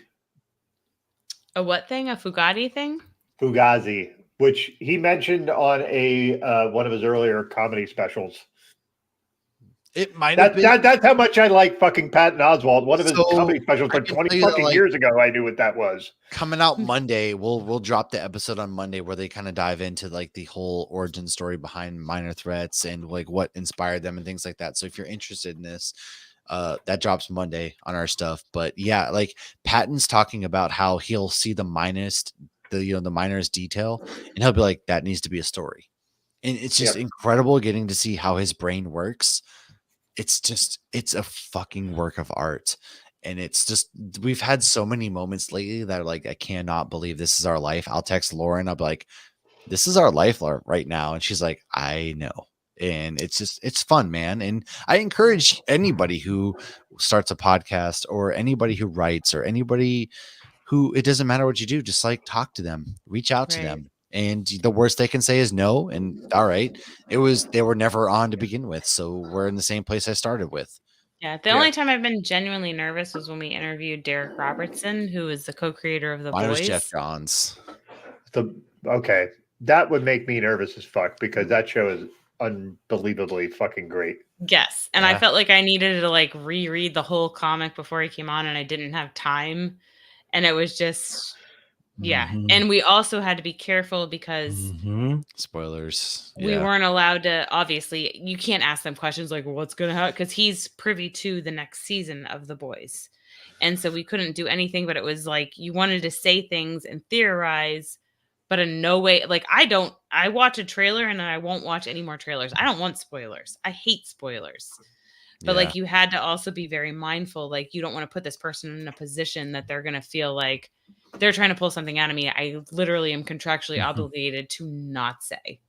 So I was nervous on multiple levels with that one. That was literally the only interview I think we've ever had that I was actually nervous. Mine was Jeff Johns, without a doubt, because Jeff Johns started the DC. He wrote some of my favorite Flash stories, man. And next thing you know, we're at Mega. Sweet. He was, and then next thing you know, we're at MegaCon covering Jeff Johns' panel for press, and they're posting on their YouTube, and it's just so many what the fuck is our life moments, and that's how it starts, man. Right. You just reach out to people, and you never know. You knock on a door, you never know who's Ryan going to answer. O'Halloran is opening his beer with your flip flop. They use my flip flop bottle Yeah. opener to open Yeah. the beer.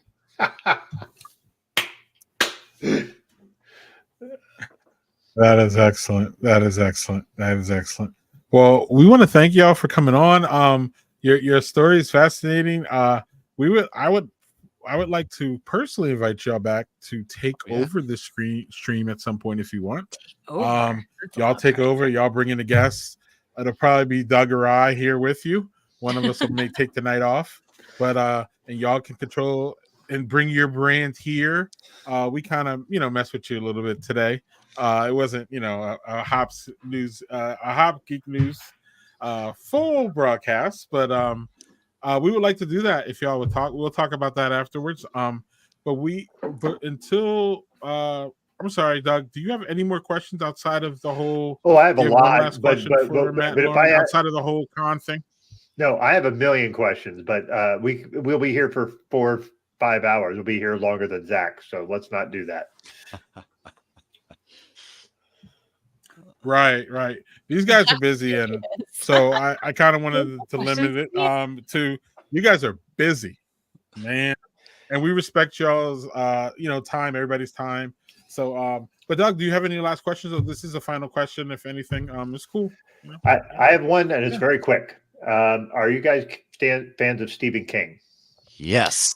So I actually read my first Stephen King book this past October. Oh, look at- So, What and was I it? read ones. So I actually read Skeleton Key. So it's a collaboration. I read The Mist, and there was a bunch of other ones. So they were all ones from like the 70s and the 80s. And I'm like, he seems a little fucking sexist to me. So this was the next 70s and Halloween, 80s. On cocaine, Yeah. dude. Exactly. So this next Halloween season, I intend on reading something newer. Ooh, we're gonna have a Stephen King month, maybe, or a Stephen King Oh episode. yeah, let's do that. 100%. We haven't done that But, yet. Yeah. I'm All big right, well, on the Yeah. focusing the scary in October. what were you gonna say, Greg? Yeah, and Doug's setting up. Yeah, Doug's wonderfully setting up this actually. Hell which yeah, is next dude. week, y'all, Oh. on Brothers and Booze. Oh, So that's those Tune guys. So Renee is a friend of mine. We do a show on this network called The Cult Bar, where we basically talk about cults all the time. But Renee is a giant Stephen King fan.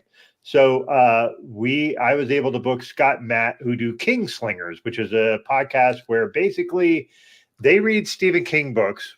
Scott has read all the Stephen King books. Matt has read none of them. So basically they go through and they basically like read them together, and then they talk about it for like 2.5 hours. It's a great podcast. It's really interesting because they delve into a lot of things that I don't even think of. I've read a boatload of Stephen King books, not as many as Renee. Renee's way more. Renee actually has some news about Stephen King stuff that she's going to drop in the next show. But if you're into Stephen King, this is going to be a super fun show to watch and listen to. That's awesome. Yeah, no, I actually already have more in my to read pile for next October. So that sounds awesome. Yeah. What's that, Greg? Doug? Sometimes it may be good, sometimes it may be shit. That is one of my favorite fucking clips ever. The whole thing is about this guy as a soccer coach and just how things went wrong. He's like, sometimes it be good, sometimes it be shit. And I was just like, that is just the best fucking clip I've ever heard in my life. Right. So it could be good and it could be shit. So we'll see. Show up next week and we'll see.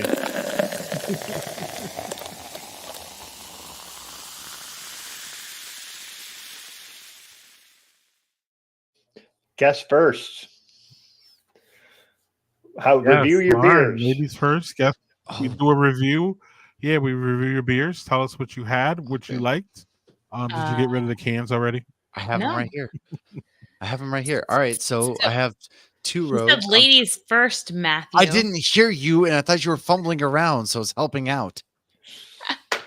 I like that the Greg is like walking, so it's like he's like in a music video, and then he just like comes closer.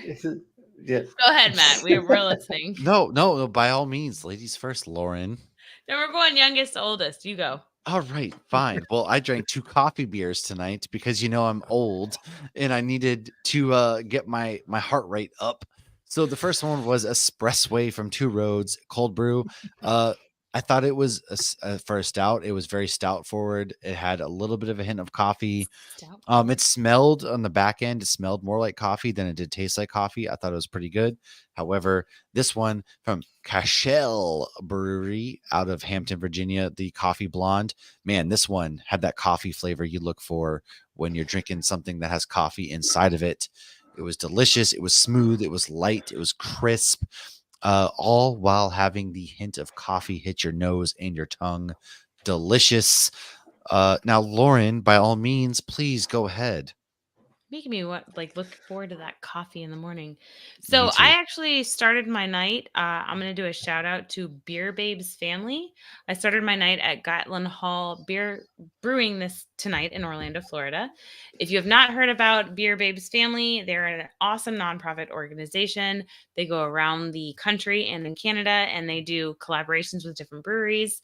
I got to sit in on a brew day with Gatlin Hall, with Hourglass Brewing, and with Rock Pit Brewing. And over the weekend, they're releasing all those beers. Tonight was an English mild, fucking phenomenal. I had 3 of those. It was only 4%. So good, so flavorful. And the proceeds go to the nonprofit, which helps women in the beer industry, whether they own a brewery, starting to get like a brewery started up. You got to support women in beer 100%. It's phenomenal. And so that is what I started drinking. And then I had a very high ABV stout at the brewery too before I left. And then I drank the one I talked about at the beginning of this episode, Calusa. Again, I don't understand why Calusa is not more well known, because their beer is so good. I get why it's not more well known because of the lack of distribution, but they're so phenomenal. There you go, Beer Babes family. And then I am finishing up right now the Dragon Milk Stout, which was inspired by one of your viewers. And Doug is also drinking a Dragon's Milk Stout. Their beer is also phenomenal. Okay.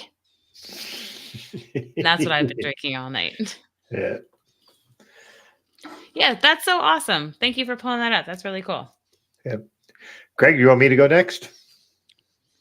All right. So I'm going to start with this thing.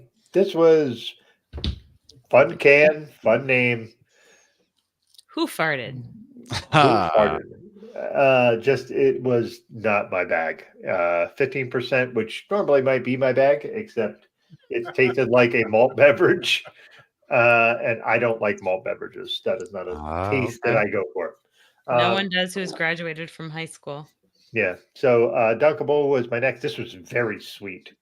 So like it was okay, but it's like really, really, really, really, really sweet. So I did finish this. I did not finish this. I handed this to my 22-year-old boyfriend's son, or my son's boyfriend. Let me say it the other way around. Boyfriend, son, whatever. That's We understand. You're good. So this one was actually now, Doug? Okay. not currently, but anyway, the Backyard Prince. This was a milk stout with cinnamon and vanilla. This is good, very cinnamon forward, but very good. But the best thing I have is obviously the Dragon's Milk. That was fucking phenomenal. So, and it always will be. Mm-hmm. So I haven't had a beer that was cinnamon. Dragon's Milk. That sounds really always the good. winner. Yeah. What'd you have, Greg? So I had two Ale Asylum classics here, the Contorted Porter, very good straightforward porter, and a Triple Nova, which is a triple, very straightforward triple. The other one I had was a straight lager it was Ears Up from Fernson out of South Dakota. Ooh. And that was good too. They were all really good to their styles, nothing crazy outside of them, and nothing spectacular. But sometimes that's what you need, y'all. You know, you don't need to be blown away. Sometimes you just need that style to hit, and it hits perfectly. And on that note, I want to thank Matt. Normally, we say goodbye to our guests. We end, but we're just going to say goodbye to y'all, and we'll go out together. We'll talk to y'all on the other side of that end stream comment button there. And we want to thank all of our friends for joining us. We had wonderful audience participation. At this point, without y'all, Doug and I can't do it. I mean, we can do it, but it's way more fun with y'all. Next week, you will not see me on screen, most likely, but you will see Doug and Renee, and you will hear a bunch about Stephen King. So that is going to be fun. I know nothing about Stephen King besides the fact that I know for a fact that Misery, the book, is vastly better than that stupid-ass movie. And other than that, that's all I know about Stephen King. He's a sick and motherfucker. On that note, we'll say goodbye. But I want to thank Lauren and Matt again. Thank you. Yeah, they somebody thought Daniel thought I was in Jamiroquai. Daniel's dating himself with that, by the way. Oh, did I laugh too hard and I dated myself? Definitely. Right. Doug knows that shit too. I don't know why he didn't laugh. Matt probably doesn't get the joke. Oh, I do. Yeah, and then I don't think Matt does. Do you? Yeah, Jamiroquai makes me want to dance, Doug, like this.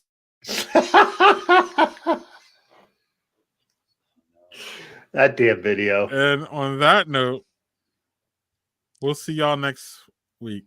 Yep. Cheers. Peace. She wants to Thanks, make Matt and Lauren. America great again.